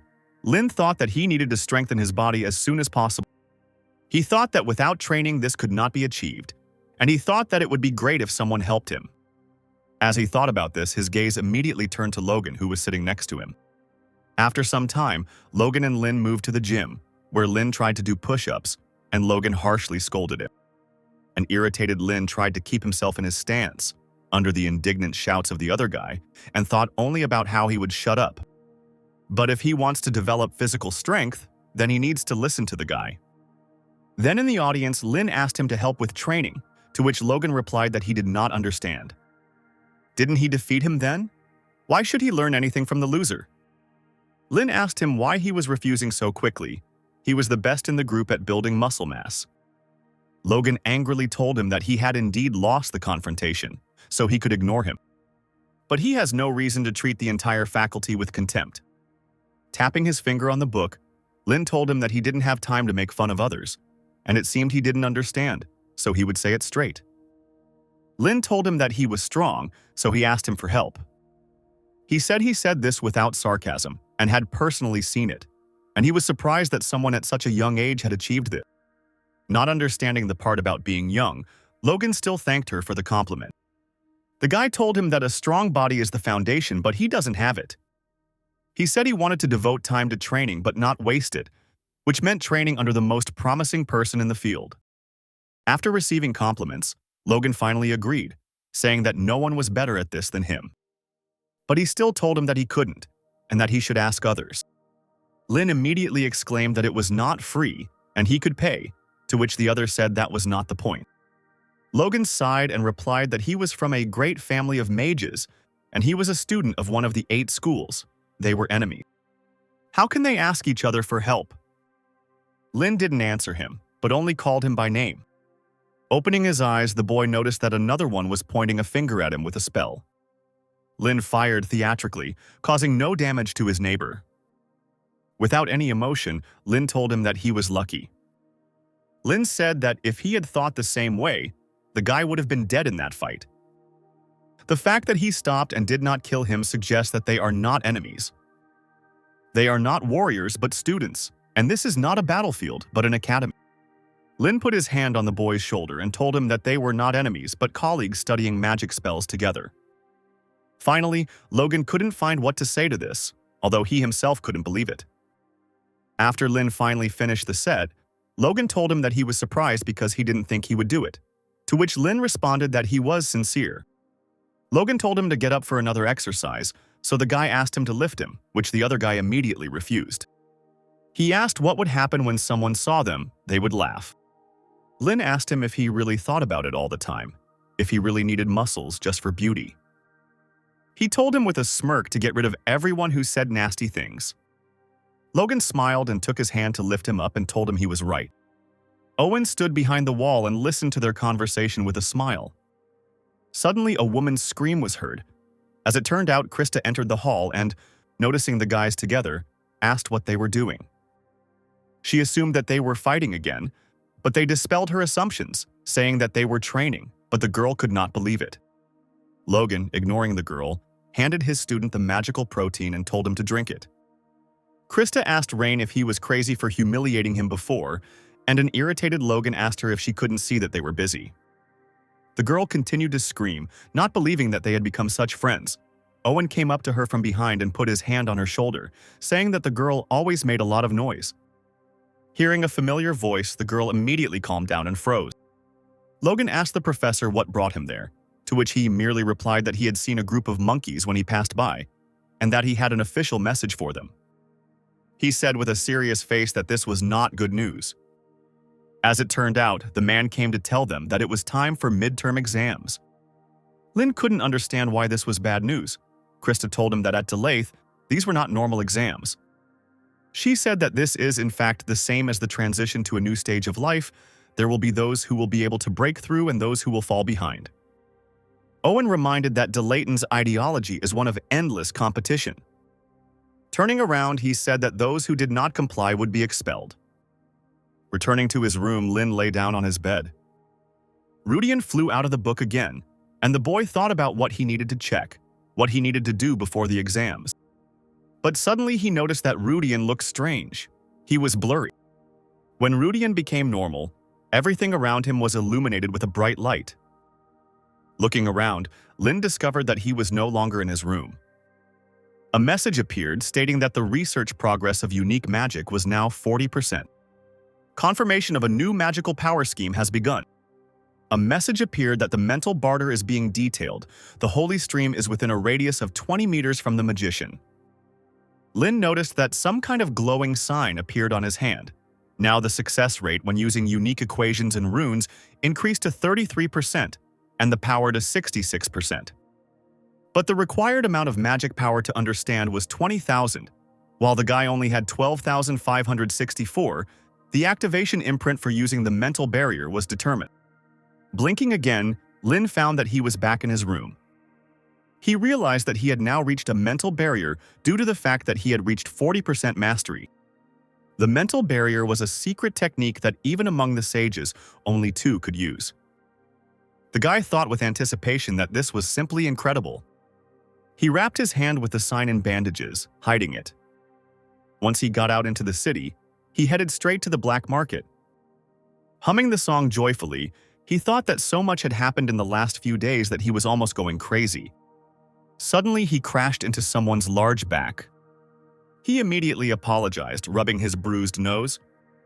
Suddenly, he realized that the voices in front of him sounded very familiar. As it turned out, he met Ram, Bart, and Sam by chance. Bart grabbed the guy and said that they hadn't seen each other for a long time, and Rem noted that it had only been a couple of days. Bart immediately threw Rain over his shoulder to Rem's loud laughter. Having grabbed the guy, the team immediately decided to go on a new mission. Lin shouted at them to stop, asking them what they were doing. Rem cheerfully replied that the students were very busy, and they were all going together, so this was the fastest way.